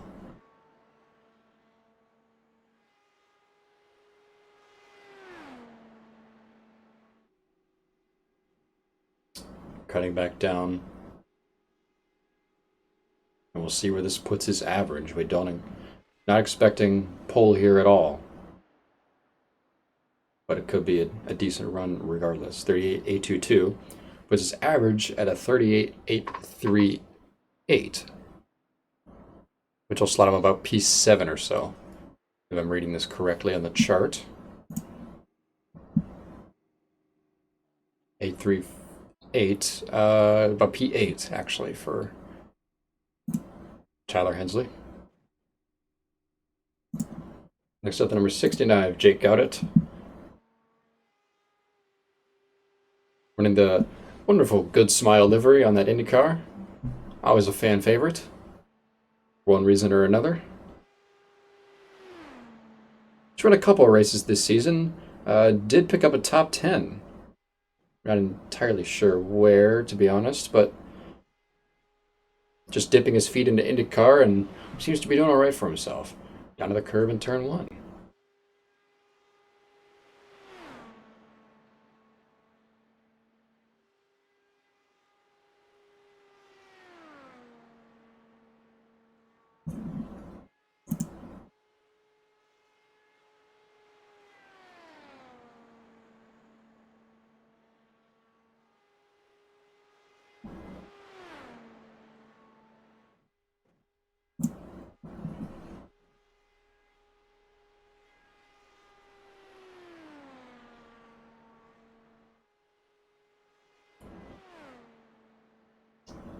Not as far down in turn 1 that time.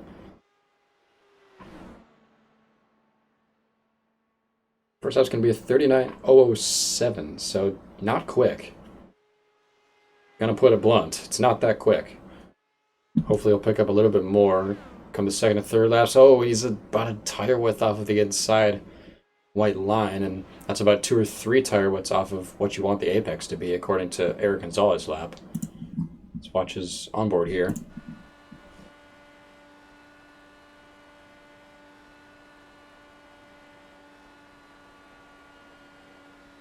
Decently low, but not as far to the wall as you maybe like.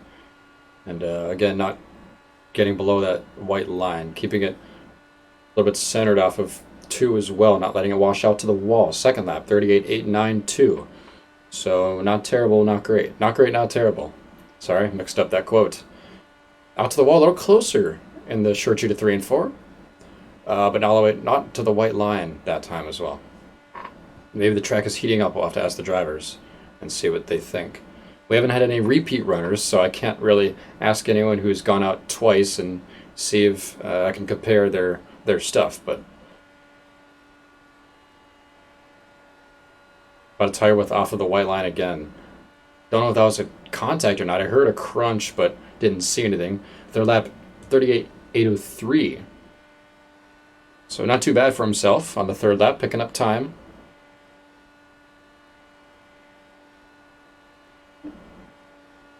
But not going the aggressive route either.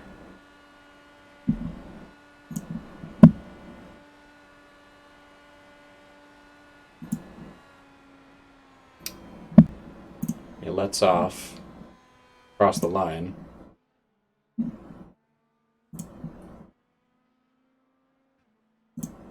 Next up, we have the league owner, league chairman, Will Roberts, in the 39 VinWiki machine.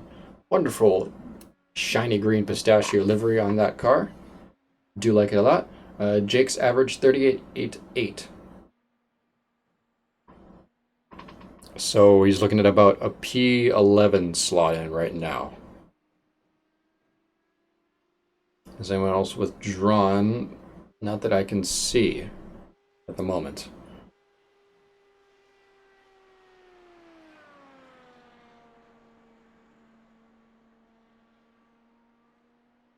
Oh, did he touch the curb there? Let's watch this roll bar cam. He knows there's time there. He's been great on ovals as well.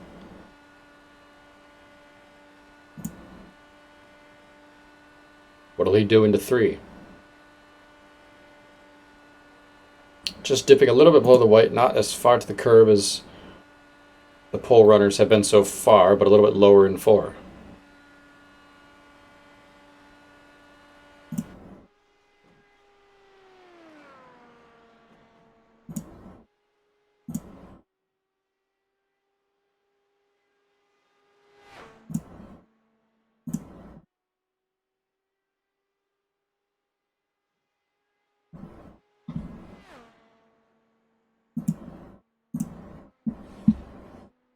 First lap 38.93, so not overly fast for Will Roberts, but respectable nonetheless.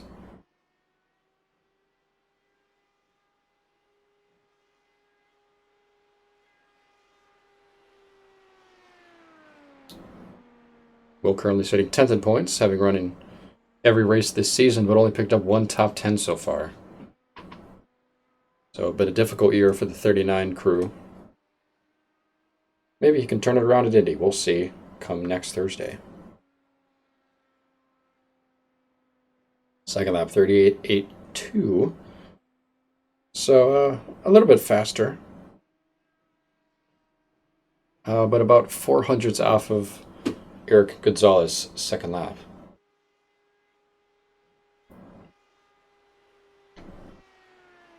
And about the same amount of time off of Bressy's lap. Bressy's second lap was just as quick as Eric's. 38.779 the third lap. Pretty solid third lap there. He's gone about 300ths off of Gonzalez.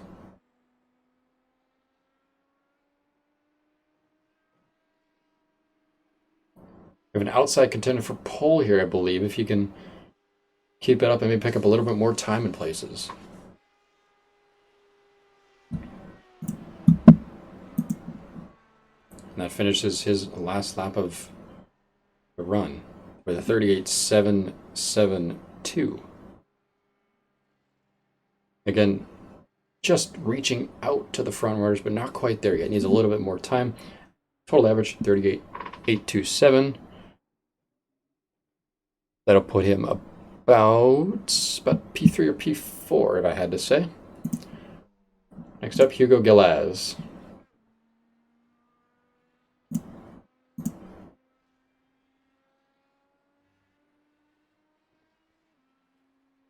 Hugo's run 8 of the 10 races this season so far with 2 top 10s.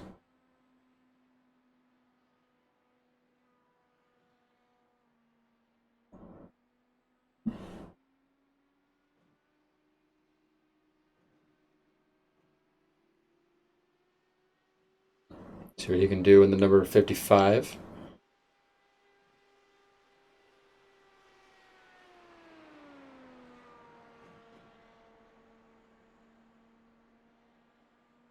About a tire width off of the line in turn 1.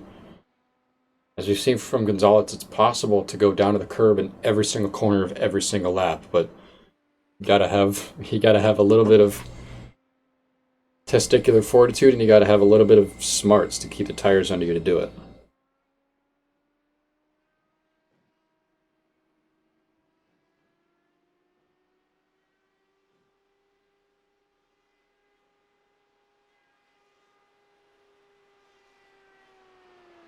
Robar is finishing again with an 8.27.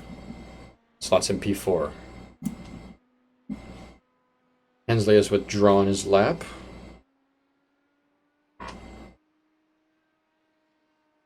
As we watch Hugo Gilaz circle the track, first lap 38.997, not overly quick. Keeping it off of the white line completely in most corners. Looks like a late apex there in 4, and keeping it off the wall.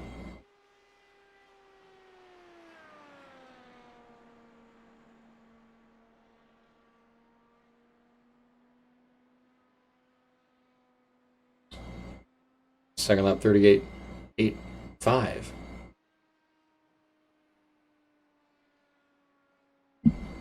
For Gilaz. running all the way out to the wall again, trying to do what Hensley and Chad Frankenfeld were up to, but those two guys have withdrawn their laps since, and for good reason. They weren't that fast doing that. So it begs the question why other drivers are trying it.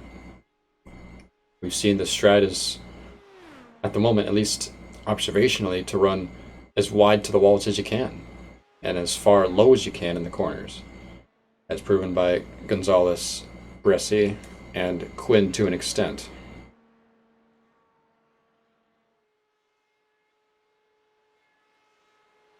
Their laps at 38.848 for Galaz.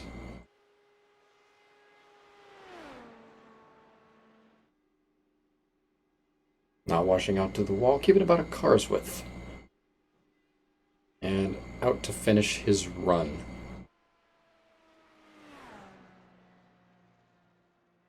The 38.871. Averaging total 38.894 for Galaz. Put him about P13 at the moment. Now looking for... Where did he go?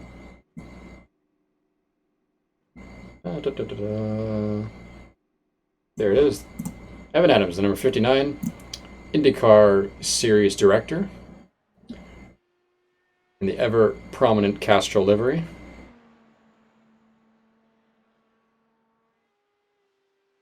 Mike Hurley has withdrawn his lap, afraid of being bumped, possibly.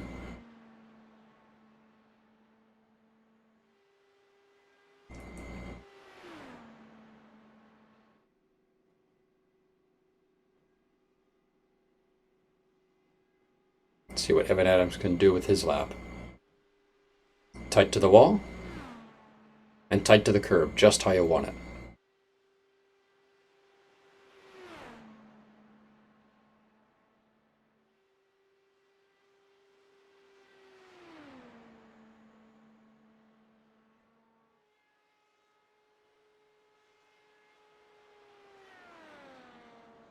Maybe a little bit of space, but bring it back down just as nicely and out to the short chute wall.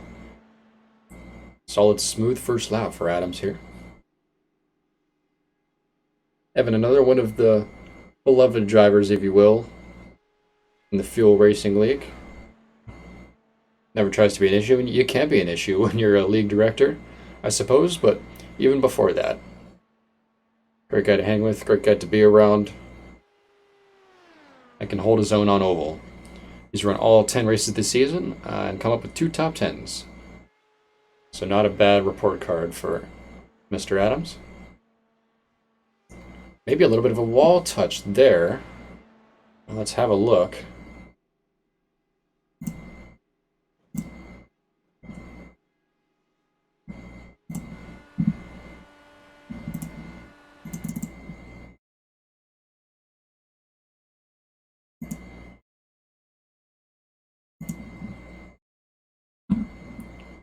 Just watching slow-mo here. Ooh, yeah, you can see it. His car pitches a little bit. He's touched the wall in the short chute of 3 and 4. Not exactly what you want to be doing.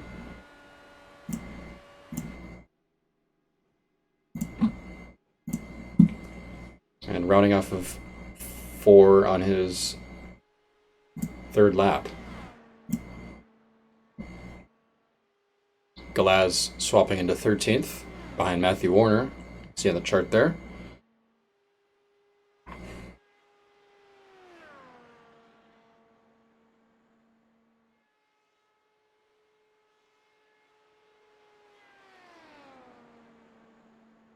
Still waiting on timing and scoring to put in Evans' 3rd lap. Looks like this will be his last. Decent line, decent running. 38.911 for the 2nd lap, 39.001 actually the 1st lap. Not as quick as he'd like, I assume. 38.776, but quite a bit faster on the 3rd lap, and 38.739, so going faster all the time for Evan Adams, and now he knows where he needs that to pick up the time every lap. That'll put his average at a 38.857, about mid-pack for Evan Adams, and P9 it looks like. Next on track, Jared Dixon, the number 16 Hoonigan livery. Just rolled this one out today, and very colorful, very stripy. Reminds you almost of the Rainbow Warrior paint, but it's definitely the Hoonigan striped design, but repeated several times over.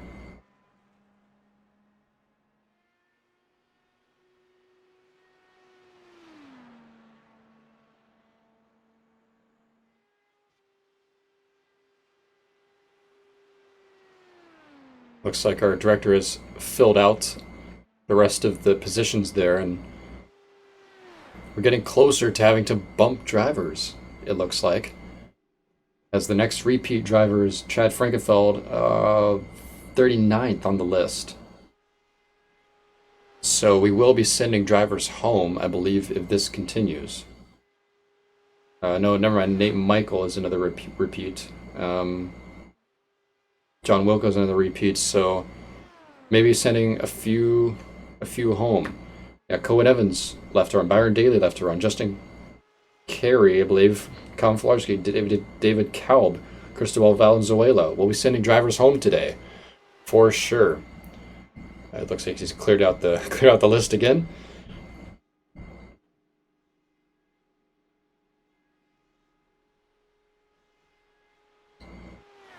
First lap for Dixon.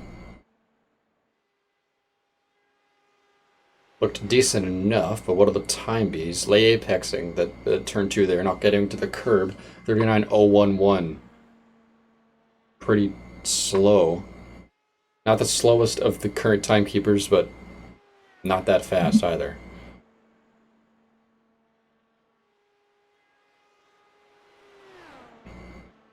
And just down to the white line out of 4 as well.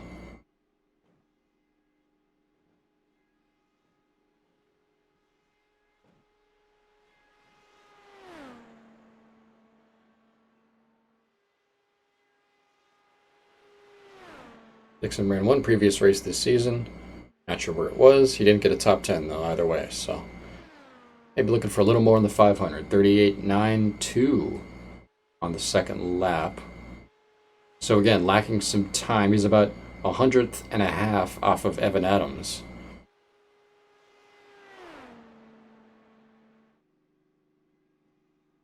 Not running as tight of a line as you like, possibly.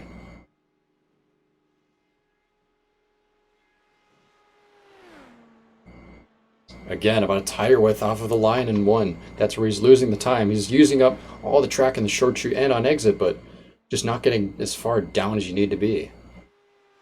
38.85 for the third lap.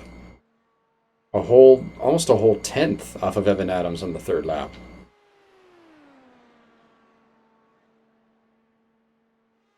And about 500ths off of Trey Farley, currently the slowest driver. So need some work, definitely, for Jared Dixon. Down to the inside to finish his fourth lap. With a 38.873. But he's averaged at 38.916, which will be, yes, second to last, P15 at the moment. Next out is John Wilco on a repeat run for number 62. He was the third or fourth driver to go out initially, but now coming back out for another crack at it, see if he can go any better.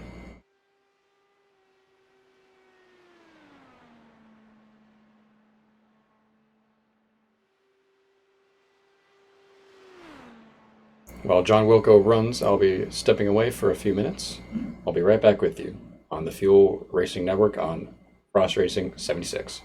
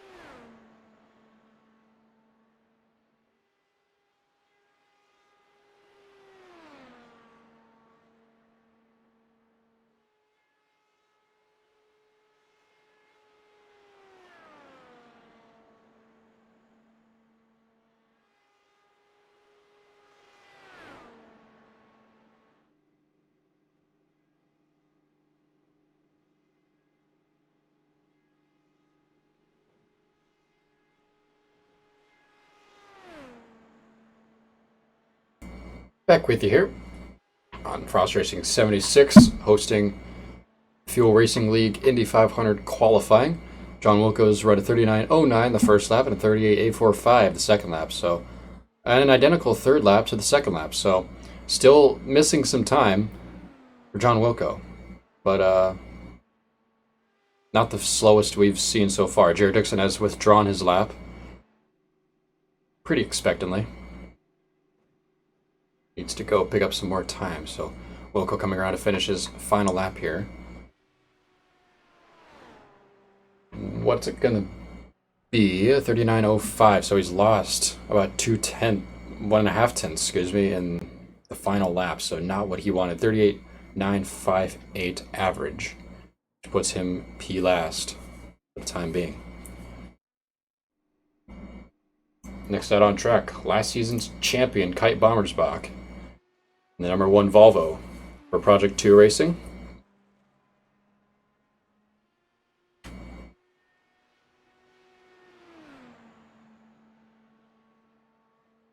And I will be up on track after Kite myself, so you'll get a bit of a driver's eye, if you will.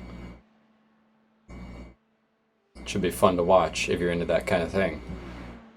But for the time being, Kite running off a fort, coming around to start his first lap of his first run.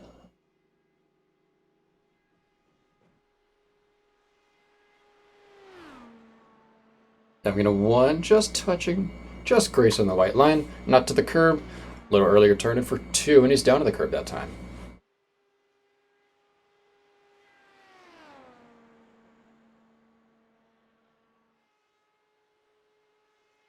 Again, flashing out the total times on the leaderboard, so we're approaching the 33 driver cutoff limit. Can be dangerous for some drivers. If you're not as fast as you want to be, you can be bumped if we have more than 33 drivers here today setting times. Kite finishes his first lap, looked clean enough to me, but what do the times say?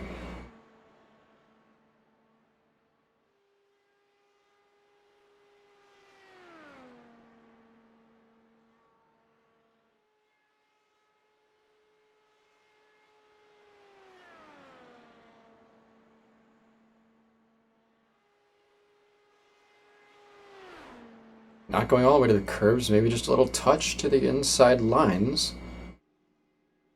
Race control have not put in a first lap for Kite yet.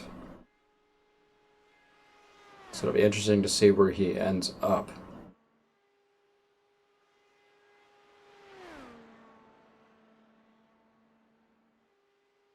Looks clean enough, maybe about mid-pack at the moment. Maybe top 10 if he is smooth enough.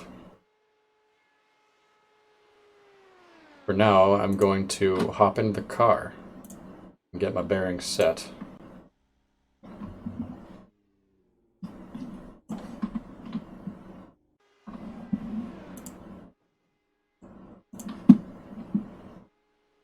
Just see where I am. There we go. In the cockpit. Where is it? Cockpit. Need to bring out my view a little bit so I can see the tires, because that's important at Indy.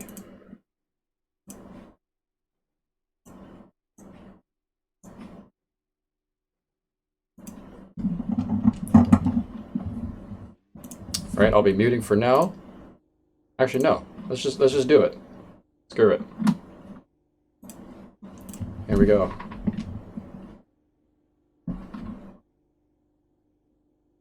And that'll be the last lap put in for Kite. So here we are headed out.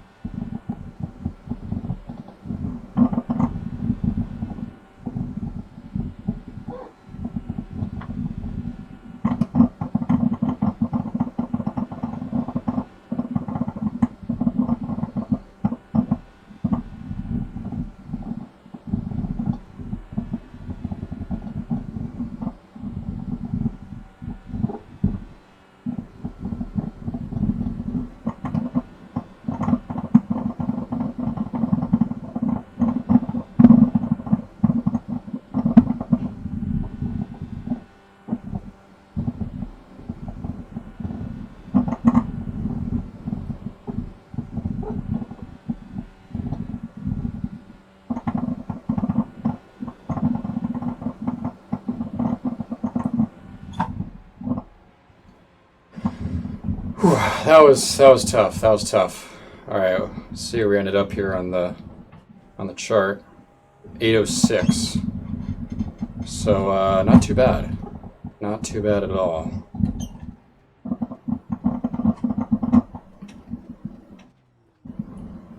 Let's back out.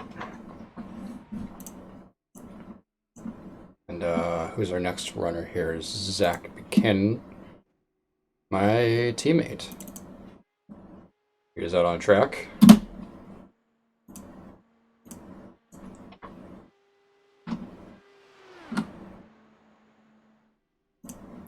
There's a leaderboard back up for you. 806. Don't have a time on the chart yet for myself. So, let's watch Zach Buchanan as he runs around.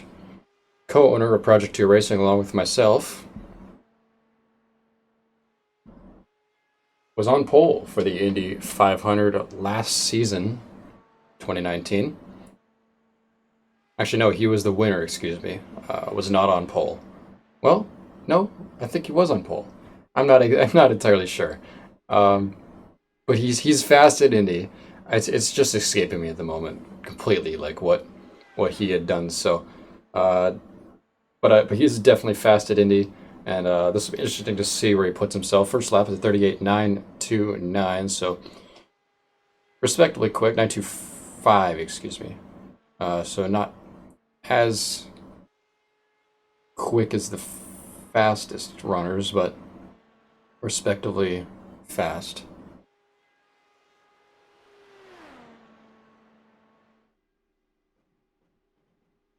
Here's, I still don't have a position on the board. There we go, P5 for myself at the moment. As Zach swoops into turn 1 again, just touching the white line. And back down to about the same spot in 2.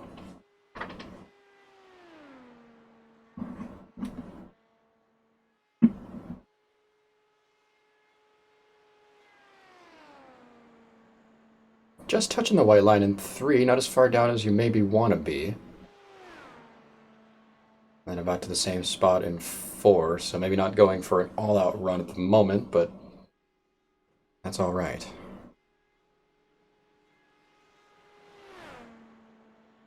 A little bit later apex, and just to the white line in 1 for his 4th lap here. 3rd lap was a 38.797, about 300s off myself. His 2nd lap was a 38.813, about 300s off of myself. So not going to the curbs, possibly being an issue for the number 40 machine.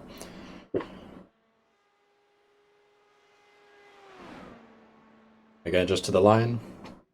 The white line, excuse me, on the inside, but about out to the wall. So running a decent line for himself, racing line. And that'll finish his 4th lap, 38.774, about 300s off myself again. Average of 38.827. So that'll slot him into P12, tied with Will Roberts at the moment.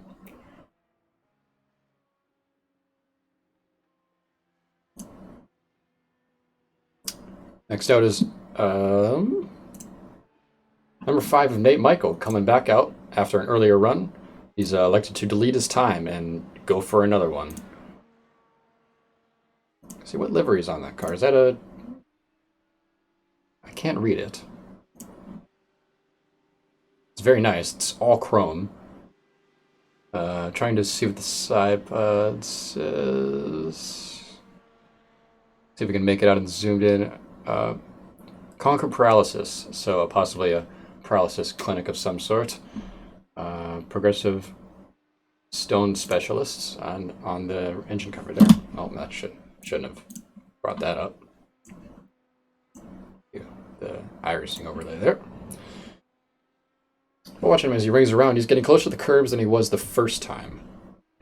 He's running a little bit more aggressive, and he's almost touched the curb in turn 4. So again, using the full length of the track, very good. full width of the track. And back down into 1. So a little bit cleaner here for Nate Michael, 38.95 the first lap.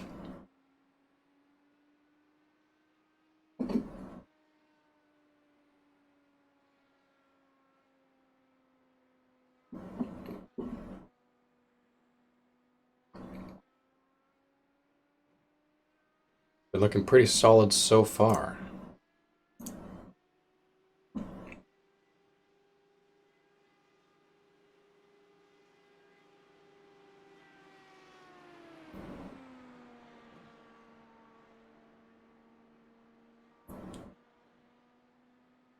Second lap, what's it gonna be? 38.83. So not too bad, not too bad. He'll be in a better position than he was, that's for sure. As we can see, John Wilco being bumped now to 34th with the addition of Zach Buchanan's time. So John Wilco now in the danger zone. We have drivers in the danger zone that need to run again. John Wilco has not withdrawn his second time. He'll need to if he wants to try and get into the show. Second lap for Nate Michael 831. I believe I already said that, excuse me. Down to the curb though, very nice line. Much cleaner line. 38.795, pipping Zach Buchanan by 0.02 on his third lap. So he's picked up time. He knows where he needs to pick up the time. He is doing it.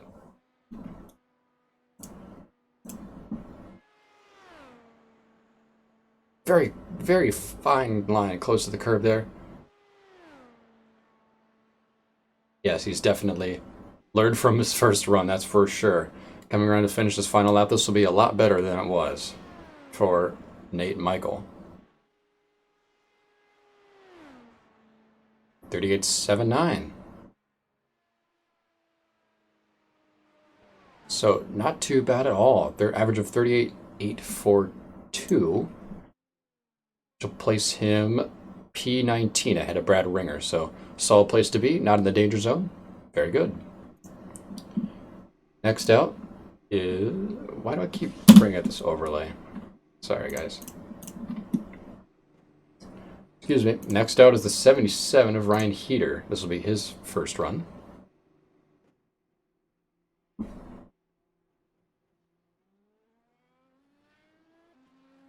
Trying to see if he has any records, any recorded races in the IndyCar series already. He does. He's run 7 out of the 10 and picked up a top 10. So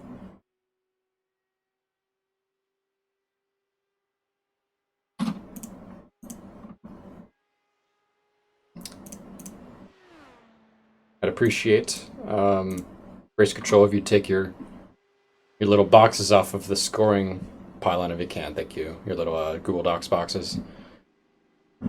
Deselect the cells. Here comes the 77 of Ryan Heater to start his 4-lap run, the first of the day.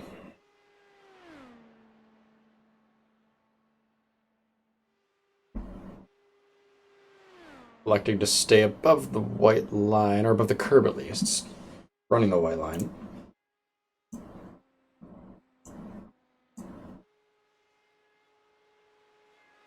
Not as far out to the wall as you maybe would like.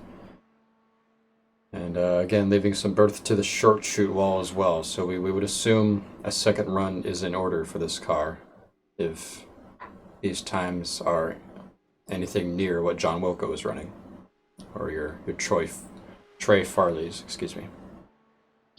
Late apex, just taking a little bit of white line, but leaving about a car's width to the wall. That's where the time is. Got to use all the track. 38.941 the first lap. Actually, about 9 thousandths faster than Nate Michael's first. So maybe not too bad. Picking up a little bit of time, but not as much as you could be. Still not going down to the curbs in the corners.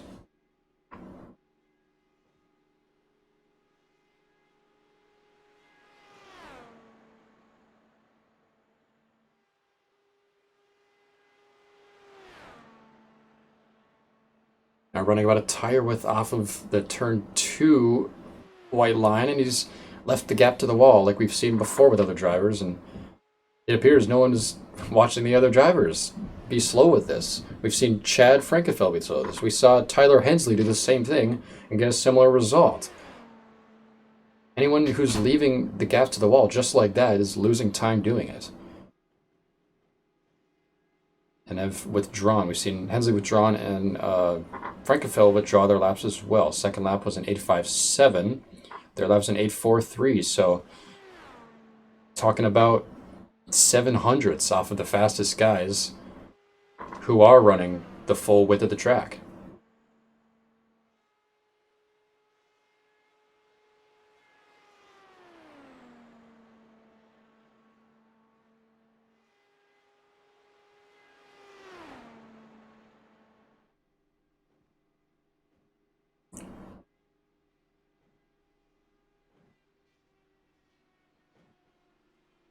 He just finishes fourth lap there.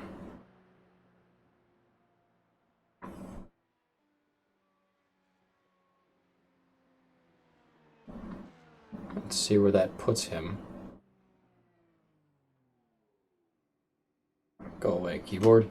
That's going to be an average of 38.89. So looking at, there it is, P28 for Ryan Heater. Now swapping him out for the 06 of Byron Daly, a very, very fast driver, competitor for a championship a couple of seasons ago in 19A, in which I won, but he had missed about 5 races, so it hardly counts in my book. But still a very, very quick, very confident driver. Used to run in peak as well. So looking for a good lap from him. At the moment, Trey Farley and John Wilco are your bumped drivers, and I'm hearing word that John Wilco has left the session. So in that case, he is out of the race, John Wilco. Looking to see if Trey Farley will rescind his lap and go out again. Good first couple of corners. Not to the curbs, but smooth enough. Trey Farley still has not withdrawn his lap, so waiting to hear word on what's going on with that. Jared Dixon on the bubble. This lap will put him out of the show because Byron has not run a lap or a run yet.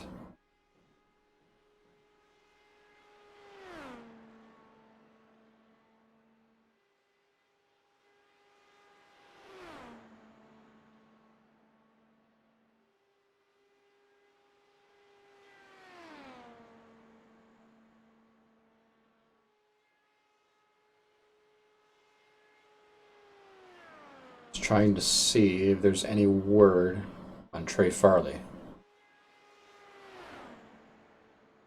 As Byron Daly circulates the track, doing well for himself. First lap of 38.91. Pretty quick from the 06, the first lap.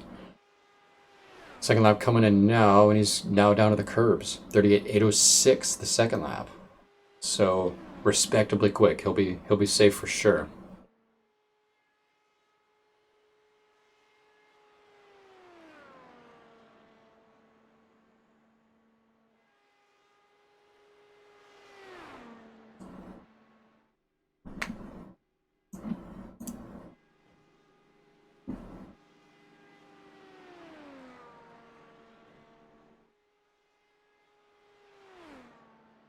Okay, so according to Zach, it was pole last year that he had won, but it was the season before 18B in which he won the race. So he's Zach Buchanan, an Indy 500 pole sitter and winner in the past, but currently sitting P12.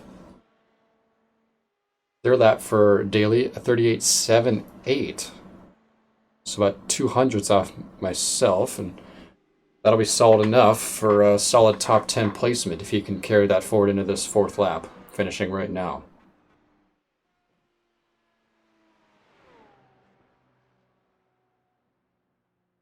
Now looking at a 38.75 final lap, very, very good.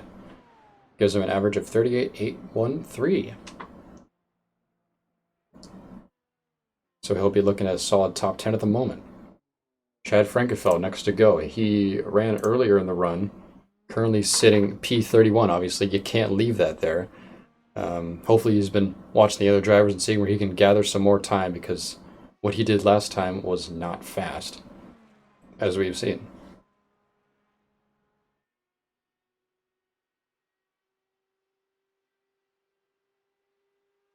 Thomas Bresci has not rescinded his lap, so that is a valid lap sitting at the top there still. Is 7.94. Jared Dixon now being bumped at the moment. P34. Mike Hurley on the docket to be bumped. But this is a repeat lap, so he's safe for now.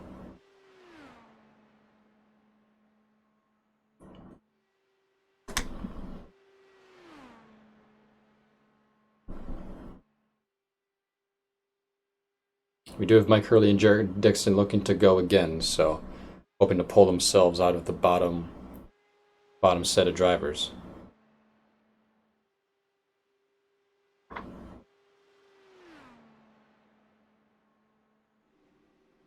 Very tight, very clean line, and maybe not doing what we saw last time, keeping a little closer to the walls this time. Let's watch on board.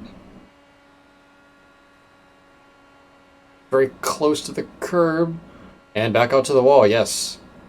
It appears he has learned, and he's down to the curbs and out to the walls, just like everyone else who has been going fast. First lap, 38.96, respectable enough, but not that quick. What can you pick up on the second lap? Race control, please click off of the boxes in the leaderboard, if you will, please. Thank you. Leaving a little bit of berth out of 4, not going all the way out wide, but keeping a little bit shallower, but still using the track, is Chad Frankenfield. Curb again in 1, out to the wall. Curb again in 2, looks like. Waiting on a second lap from race control. 38.846. Very good. Much better than last time for Frankenfeld. Just dipping it below the white, keeping it a little lower, a little shallower out to the wall, and back down again to the curb. Looking good for the number 15.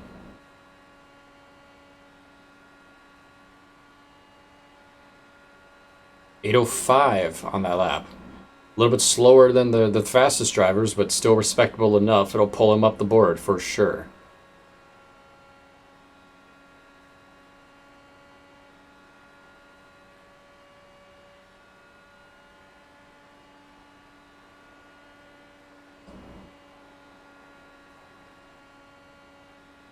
Similar line in 3 and 4. Down to the curves and back out. This will be his final lap. Let's see what he'll finish with.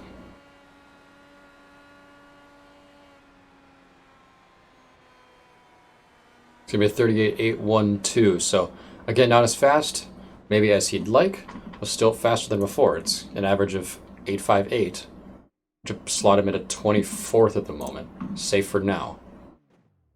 Cohen Evans in the 17 next to go.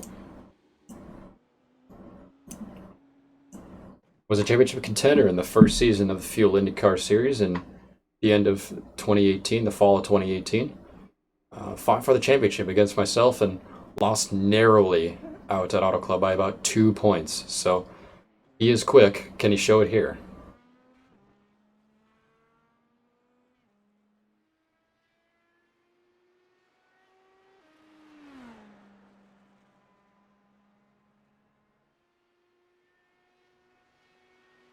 Currently sitting 6th in the tables of the Fuel IndyCar Series as a top 5, 7 top 10s after running all races of the season. So maybe not as strong of a season as he'd like, but definitely showing that he still has pace. Brent Jones, thanks for the follow, sir.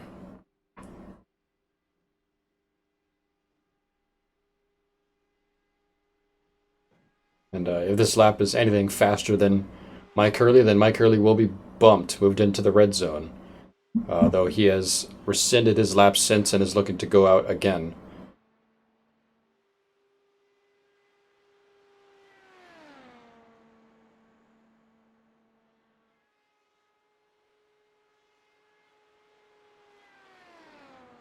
Cohen keeping a tight line to the curb and to the wall, as we've seen the fast way around.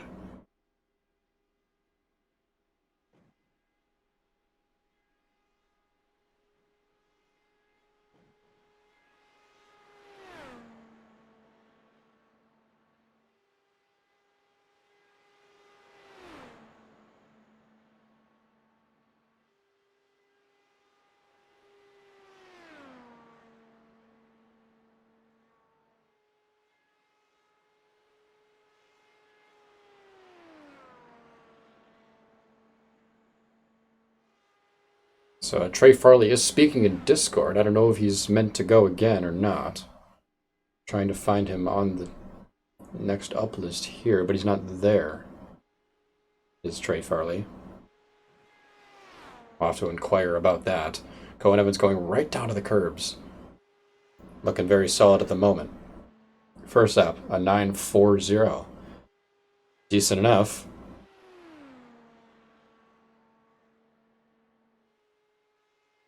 Ryan Heater has withdrawn his lap. Looking to go again after sitting P30 at the moment.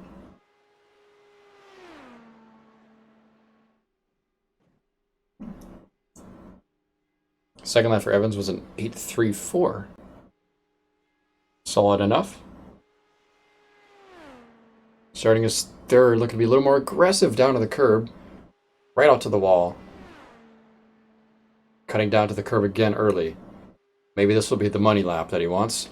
Third lap was a 7.90, so that was the previous lap. Race control being a little slow with the filling in at the moment.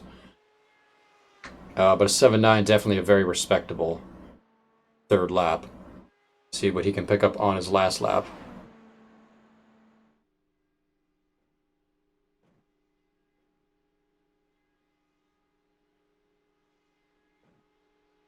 And across the line for Cohen Evans.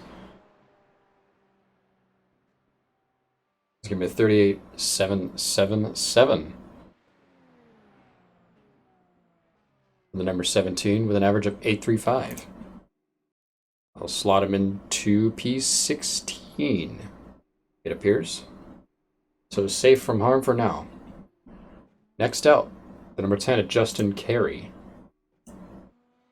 Don't believe we've seen this car hit the track just yet, but here he is now. He made his debut at the Indy GP last time out, last Thursday, on the Full Throttle, the Flat Out Racing Network, excuse me, in that Arrow McLaren livery. Had a bit of a tough time, but hoping to show a little better here in qualifying and subsequently the race.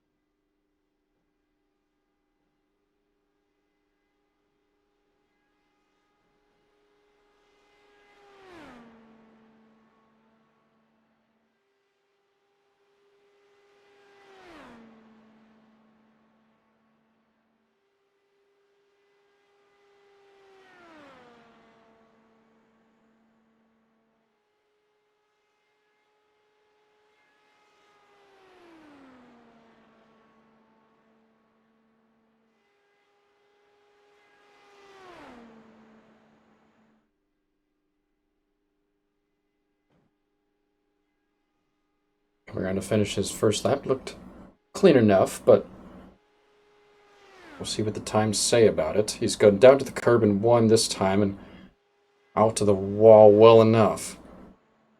But a little bit off the apex in two.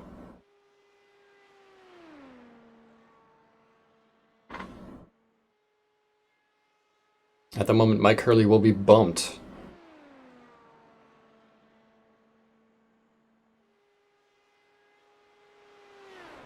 If Justin Carey sets a fast enough lap.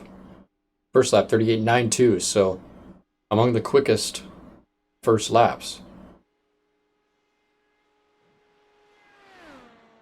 Looking good here for the number 10. Down to turn one again and followed the same line through, so looking to probably improve well enough in the second lap. The sun has come out a little bit here, so that could hurt his lap, actually. It'll be interesting to see how it works out. Second lap, actually, at 38.81.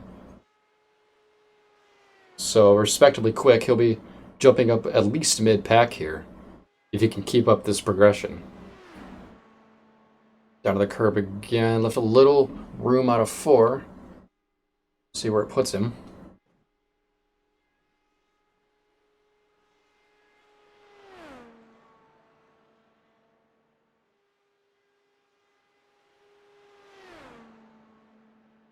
And down to the curb again.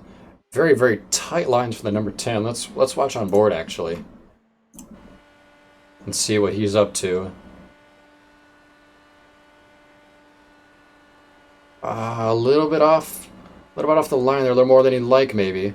But catching the apex here in 4 again. Third lap was a 7.76, so looking very good for the number 10, and finishing his 4th lap. It'll be interesting to see where he ends up, looking near the north end of the field, the number 10.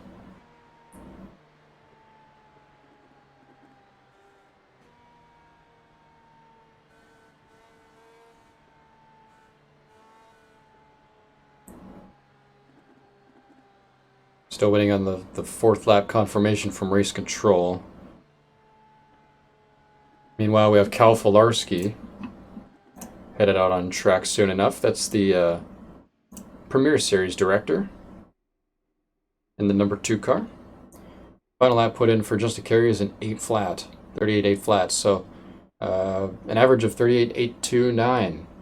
So putting himself pretty comfortably up in 15th, far away from any kind of elimination.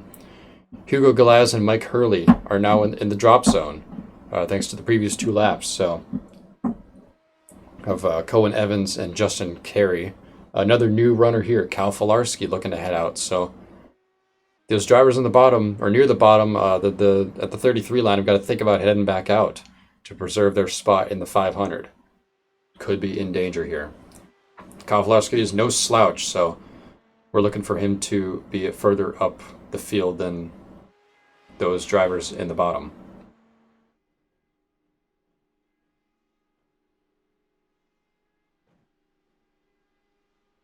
Starting his first lap up middle of the track, swooping back out, taking the real-life Indy line. It might work for him, might not. We'll see. A little bit off the white line, though. Cutting a little lower the first part of 2, but not getting to the curb like he wants, like he needs. After Filarski's David Kalb, who hasn't run at all yet. And then we have Danny Roberts rerunning, and then Cristobal Valenzuela running again, or running his first run. So definitely sending home a fair handful of drivers here. If they have not managed to pull themselves out of the bottom set.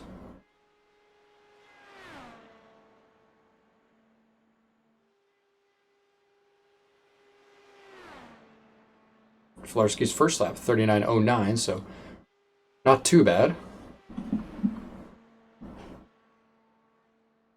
And we see most of the faster guys running high 38s on the first lap, but he could definitely pull this back in the remaining laps, but he's not going to the curbs. That's a problem. How high can he get in the order without running the fastest line? That is the big question at the moment. A little bit later apex, just a little dab on the white line.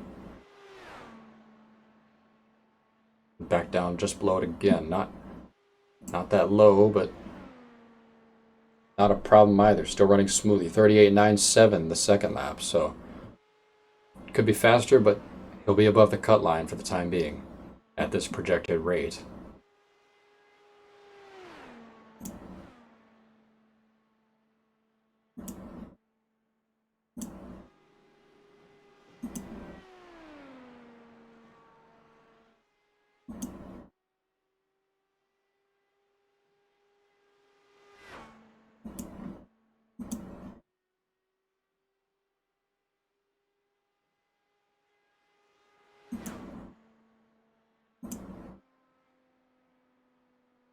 Their lap, 9.25. A little bit faster, but still a bit slow.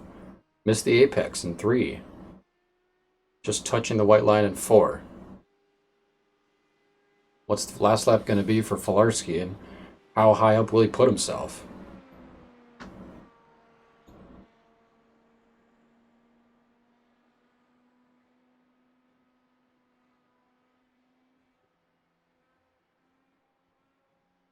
But lifting off now is Filarski, and waiting for the final lap entry. It's an 8.73 for Filarski, and that's going to put his average at a 9.65, which I don't know if that's broken or not. Sorry, at 38. Yeah, 38.965, so that's not that fast. He's in a bit of a bind here. He's at the bottom of the pile, is Cal Filarski. So needs a bit of work. He'll need to go again. That's interesting.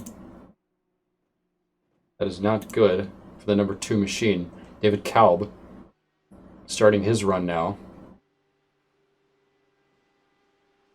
The number 91 machine, excuse me. I think this is a one-off for him as well. In the Fuel 500. Nice start down to the curb and out to the wall.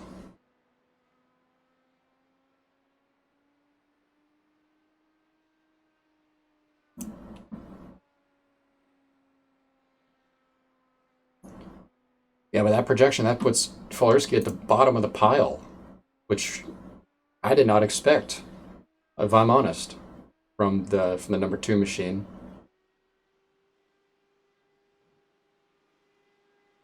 Kalb running down to the curbs and out to the walls, just how you want it. Looking for a good first lap here.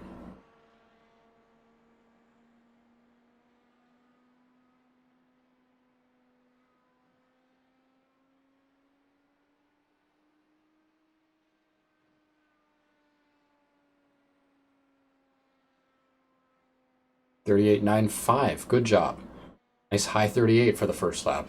This is a promising run for Kalb. Down to the curb.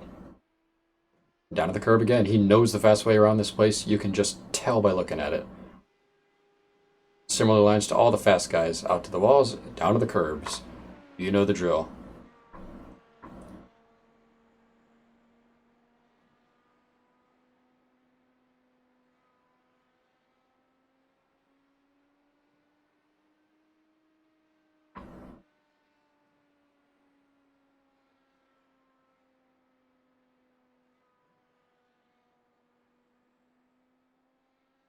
I'll just stay in this TV3 camera for the moment. Watching from a fixed position, it's nice to see the references that way. And he's gone down to the curbs again. Not really messing up a whole lot at the moment. Second lap's the 38.83 for Kalb. Really solid. Third lap, 38.80. It's running at about as fast as you will. I'm only about 3 or 4 hundredths off the fastest guys on those 2 laps, so looking good for David Kalb at the moment.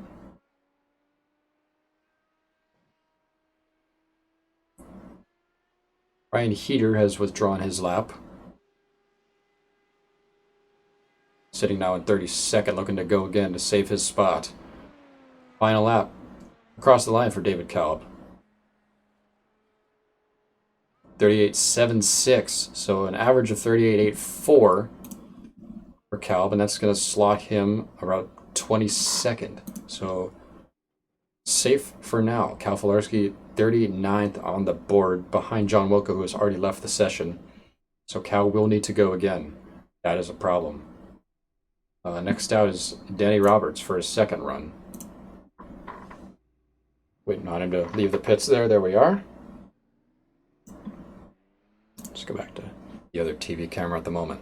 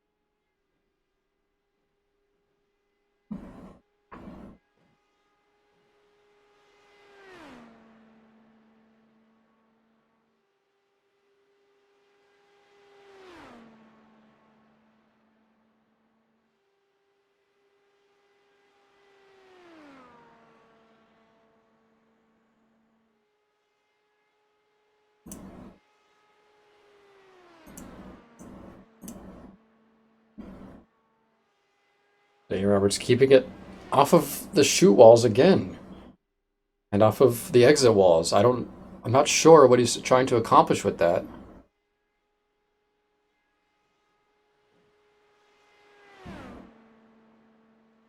He's currently sitting P20, staying off the walls like that. Interesting, interesting. He's down to the curbs, of course, but not using the full track. First lap was a 9.45, so not too bad for a first lap, but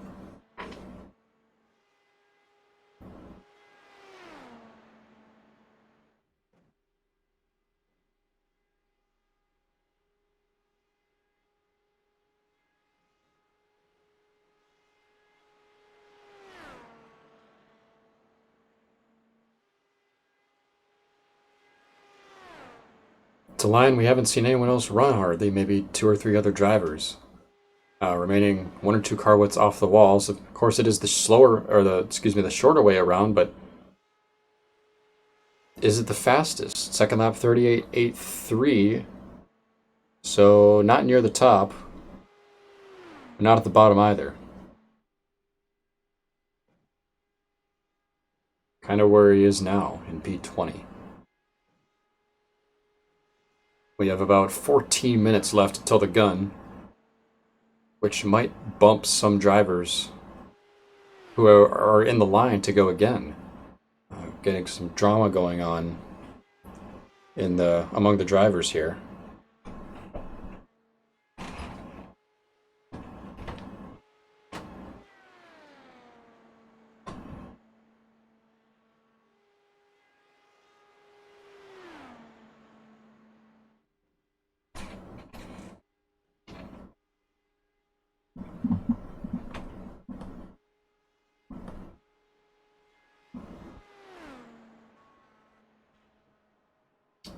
That's going to finish Danny Roberts' run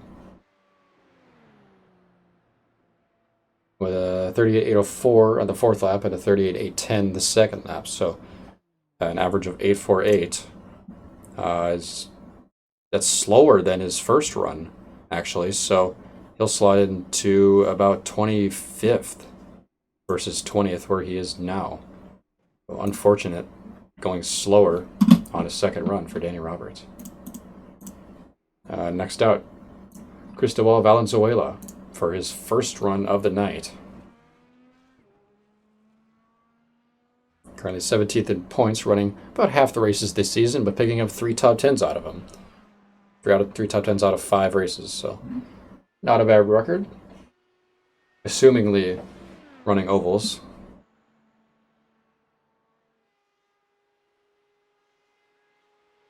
Next after Cristobal, we're looking at Liam Quinn, Justin Miller, Dan Zegers, Eric Gonzalez, but I don't know if we'll get further than that with the time remaining. We have just 12 minutes until the gun. Still yet to be decided whether or not the bottom drivers will be allowed another run.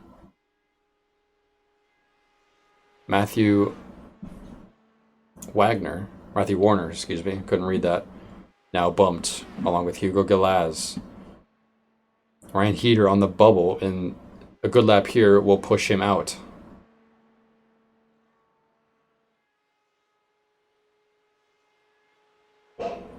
Any remaining drivers on the list have already run laps. So this is the last new driver to make a run, meaning this will save Justin Miller from a bump, unless one of the bottom guys can push him out.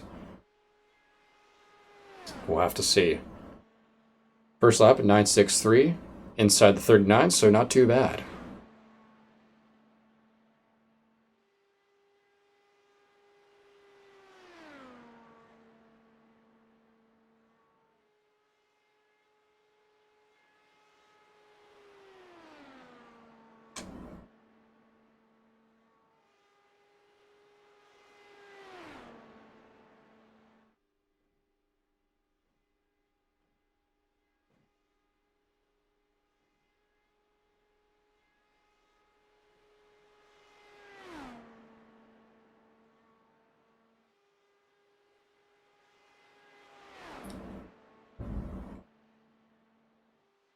Second lap looking at an 8:56, so not overly quick, but it should be enough to get in the excuse me, should be enough to get the show for Cristobal. Need to hydrate. I don't normally talk this much. It's kind of killing me. All right.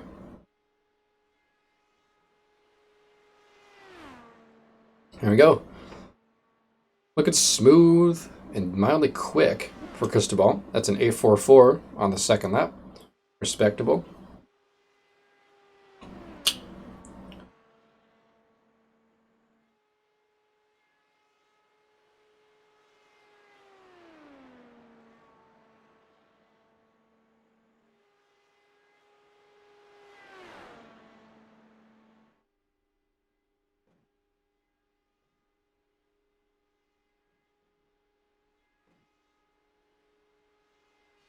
Crossing the line for his final lap. Where is it going to put him?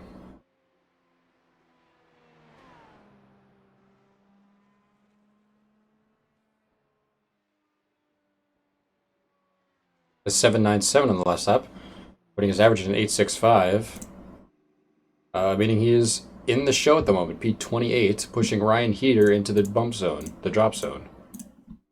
Next up, Justin Miller in the number 80 for another run of the night. He's already in the show, but running again. As the current topic of debate is, in all previous Fuel Indy 500s, we've never had to send drivers home. But tonight, at the moment, at the current rate, we're sending 7 drivers home without a run or without a spot in the 500s. So it's going to be tough to see what happens.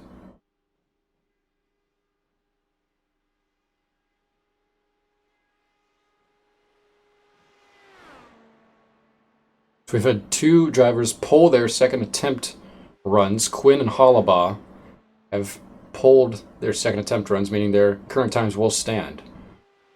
Hollabaugh 6th and Quinn 3rd. Maybe hoping to make room for the lower drivers in the field. This is getting interesting. Oh, Hollabaugh has had issues with his Oculus, so that is his reason for withdrawal.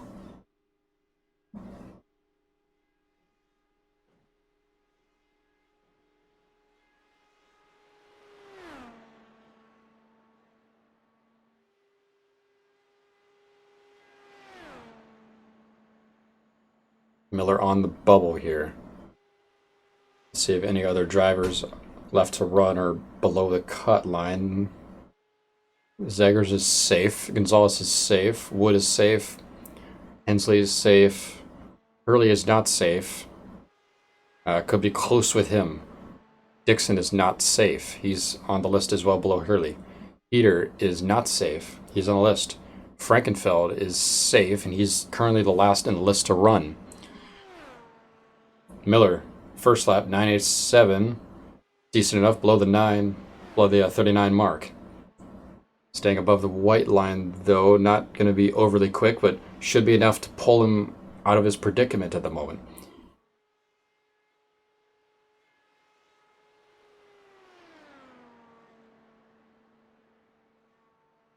Never mind, that's a first lap of a 39.002 for Miller. So just above the 39 mark. Second lap, 38.912. Not making the progress he needs. Will this lap put him out of contention? He's currently above his average of an 8.9.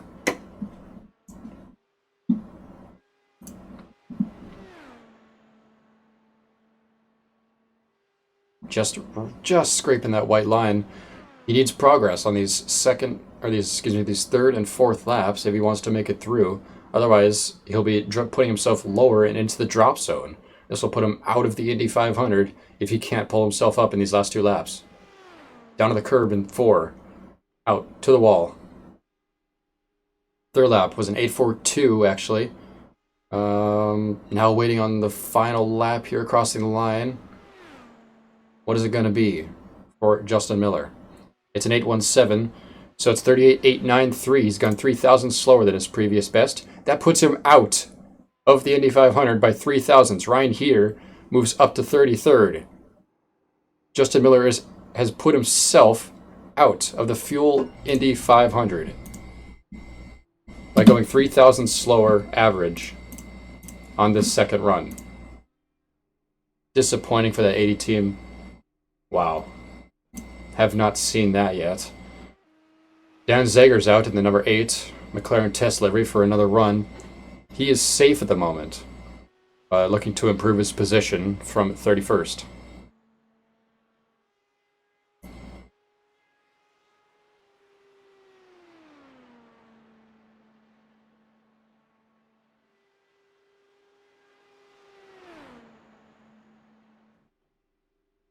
Now rounding the final corner and coming out to start his first lap, what can he do to improve his position?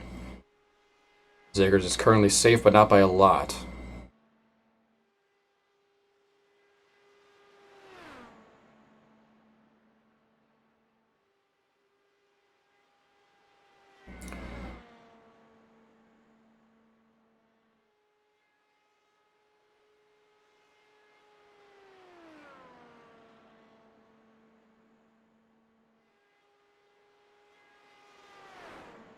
Like a good enough line through 3, but a little high out of 4. A little high through 4, rather.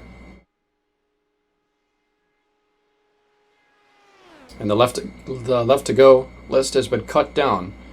We just have drivers after Dan Zegers are Hurley, Dixon, and Heater will be going again to try and pull themselves out of the bottom set up into the top 33. This will get interesting, folks. Still waiting on the first lap set from race control of Dan Zegers. 38.91, so better for Dan Zegers, below the 39 mark. Can he keep up the progression?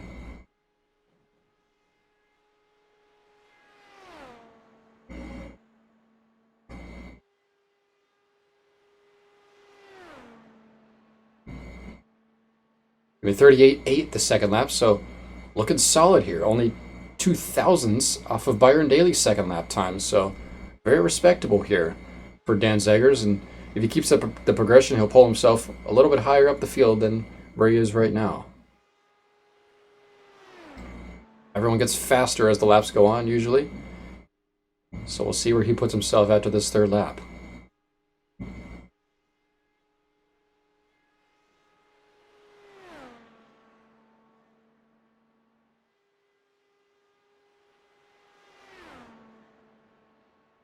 There he is, cutting just a little bit down to the curb. 38.78, the third lap. Only 5,000ths off of Byron Daly's time. So he's looking very good at the moment for a position improvement, looking top 20 at the moment, at least.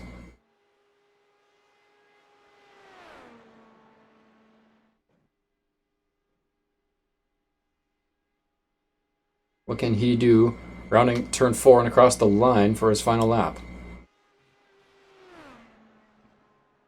It's easy to say he's safe in the show. It's a 7.84. He's gone 1,000th slower on his final lap. Put his average at an 8.22, which puts him P10. P10 for Dan Zegers. Very, very good improvement from 31st, must say. Now, this is where it gets spicy. We have the 33 going out of Mike Hurley. He's in the drop zone. He is 37th. He needs at least 200ths to pull himself up into the show. Can he do it? Honestly, I'm rooting for him a little bit personally. He's worked his butt off to try and get into the show this year. He's got in every year because, well, there's been no bumps, but this year we're bumping many, many drivers. So he's never had to encounter this situation before, and now he's one final run to see if he can get into the show. Here he comes across the line to start it now.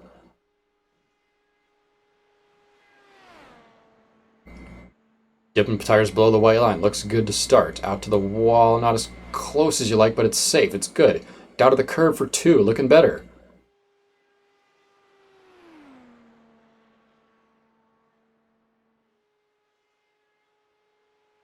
So he had to keep this up for the entirety of the 4 laps. Just below the white line, dipping tires. Looking better than he was before on his previous run. Down to the curb in 4. And out to the wall. So he could have himself a spot in the 500 here, depending on this first lap and whether he can progress. It's a 38.994 for Hurley on the first lap, so below the 39 mark. He's definitely improved there. Down to the curb again in turn 2. He's going way better than he was before.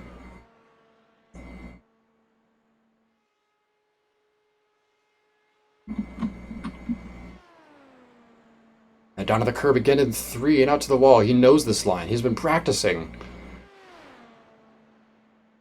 Just had a little bit of a shake-up maybe the first run, and this run he's looking a lot better at the moment.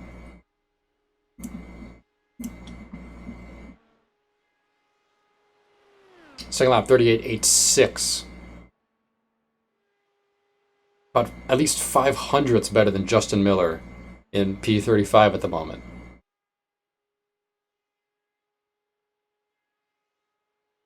But keep looking to pull that average down. Keep going faster every single lap. Just gracing the white line there. You don't need to win pole here. You just need to get out of the bottom. That's exactly what he's up to at the moment. And that black sight apparel machine crossing the line again. 38.84. He's gone faster by about 0.2. Average is now a 9 flat. Needs a little bit more to get in the show. Needs at least 100th average down. What can he do on the final lap here?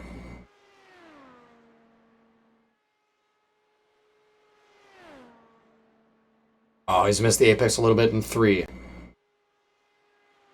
Get it out of 4, Mike. And he's down to the curb. Keeping it low. What'll this lap be? He needs an 8.90 average. Crosses the line. 38.82. He's done it. 38.80, and Mike Hurley is in the show for now. That'll slot him into P32, pushing Ryan Heater down into the bottom. Good run by Mike Hurley to save himself from disaster there. Next up, number 16 of Jared Dixon, headed out in the Hoonigan machine again. A beautiful rainbow livery. It'd be nice to see it in the race, but he needs to get it there first. He's currently P37 with a 9.14. Needs at least 200ths or around that point to get himself into the show.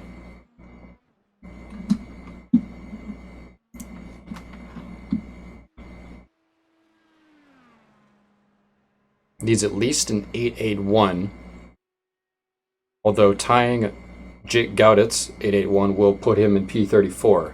So he needs at least an 8.80 out of this average to get into the show for Jared Dixon.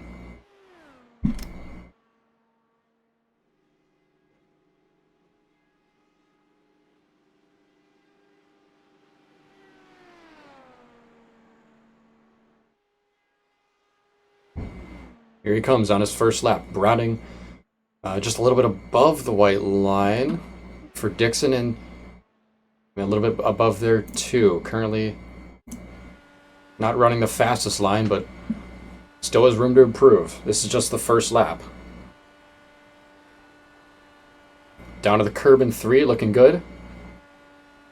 Out to the wall and back down again. Oh, but he's missed it a little bit. He's a little bit off the white line. Rounding out to the wall. It'll be interesting to see what this lap is.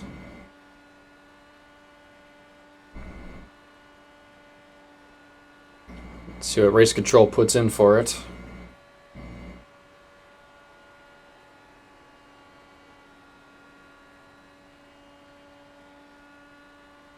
Still waiting on confirmation.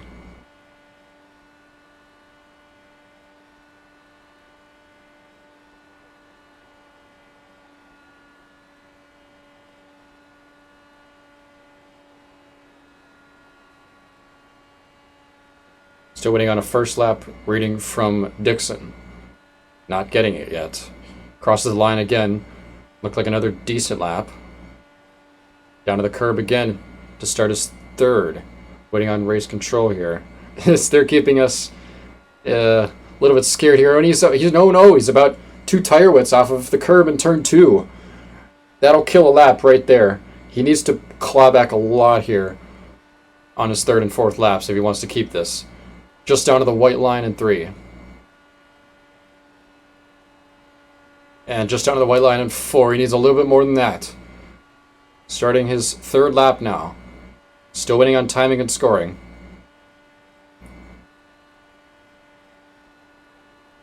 He's down to the curb again in 1. First lap, 38.97. Second lap, 38.87. Third lap, actually, 38.89. So this is his last lap. He went slower his 3rd lap than his 2nd. So he needs a monster lap here, and he's missed the line. And there's another driver on the track. Who is it? Another driver has wandered onto the track. Could have given him a tow. Oh, isn't this a scene? Jared Dixon on the final corner. Hasn't caught the curbs in 3 and 4, but what'll it be?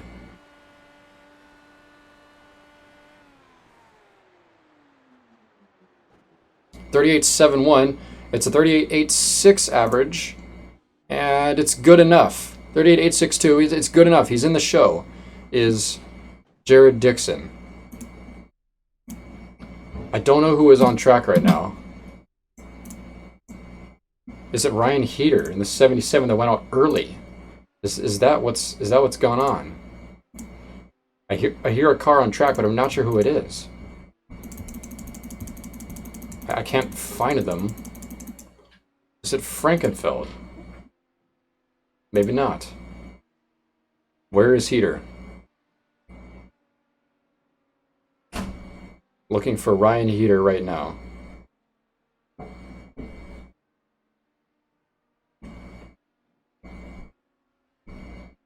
Has he left the session? Has he dropped himself out of the 500 qualifying? It appears he might have. Because we can't find him on the list, and we've just had drivers head out on track to finish out the session for a little bit of fun, apparently. So, yeah, I believe Ryan Heater has left the session, and he is out of the show. So, there we are, ladies and gentlemen. Put that in the middle there. Your grid for the Fuel 500K next Thursday. Jared did not make it. What was the average then? I'm getting word Jared didn't make it. Well, what are these times like? What's going on here? Oh, the gun had gone off with Mike Hurley. Oh no! And Mike Hurley's going. The gun had gone off, so Jared Dixon's laps do not count, and he's not in the show. I did not get notified that the gun had gone off. So, Jared Dixon is out of the show. And that leaves Jake Gaudet safe. In the show, 33rd. Mike Hurley, 32nd. Wow, Ryan Heater as well will not get to go again, so he is out as well. So your pole sitter for the Indy 500 is Thomas Bressie with it. Sitting outside of him, Eric Gonzalez. Inside second row, Liam Quinn. And fourth, Jason Brophy. Myself in fifth, Hollabaugh, sixth place. Byron Daly, seventh. Kite, eighth. Kite Bommersbach, eighth. Nick Johnston, ninth. Dan Zegers in 10th. After a good improvement on his second run, Riley Thompson, 11th. Aiden Pistorius, 12th, his old teammate. Will Roberts, league owner, 13th. Zach Buchanan, my own teammate and Project 2 driver, 14th. Previous winner and pole sitter. Dakota DiCienzo, 15th. Justin Carey, 16th. Billy Peretich, 17th. Cohen Evans in 18th. Andrew Wood in 19th. Nate Stewart rounding out the top 20. Tyler Hensley in 21st. David Kalb alongside him in 22nd. Nate Michael, 23rd. Brad Ringer, 24th. Danny Roberts, 25th. Rodrigo Munoz, 26th. Evan Adams, IndyCar director, 27th. Chad Frankenfeld, 28th. We expected him higher, but not sure what happened. P29, Cristobal Valenzuela. P30, Richard Nash. P31 is Curtis Yancey. P32, Mike Hurley after a late surge to get in. And rounding out your Indy 500 field, Jake Gaudet. By just 9 thousandths of a second. Unfortunately, we're sending home Ryan Heater, Matthew Warner, Justin Miller, Hugo Galaz, Jared Dixon, Trey Farley, John Wilco, and Calvin Falarski, Premier Series Director. So, that's going to do it for this 2020 edition of Fuel Indy 500 qualifying. We hope you enjoyed the broadcast. Hope you enjoyed the presentation of today's qualifying session. It's definitely tense at the end. We have never had to bump drivers before, and today we've bumped, I believe, 7 of them. So it's a little bit crazy, but looking forward to a great 33 car field for the Indy 500 come next Thursday on the Flat Out Racing Network on YouTube. So hope to see you guys there. Thanks for following if you did. Thanks for tuning in on my own Twitch channel instead of the Fuel channel. Had a bit of an issue there, but yes. Have a good night, everyone, and we'll see you next Thursday on the Flat Out Racing Network. Goodbye.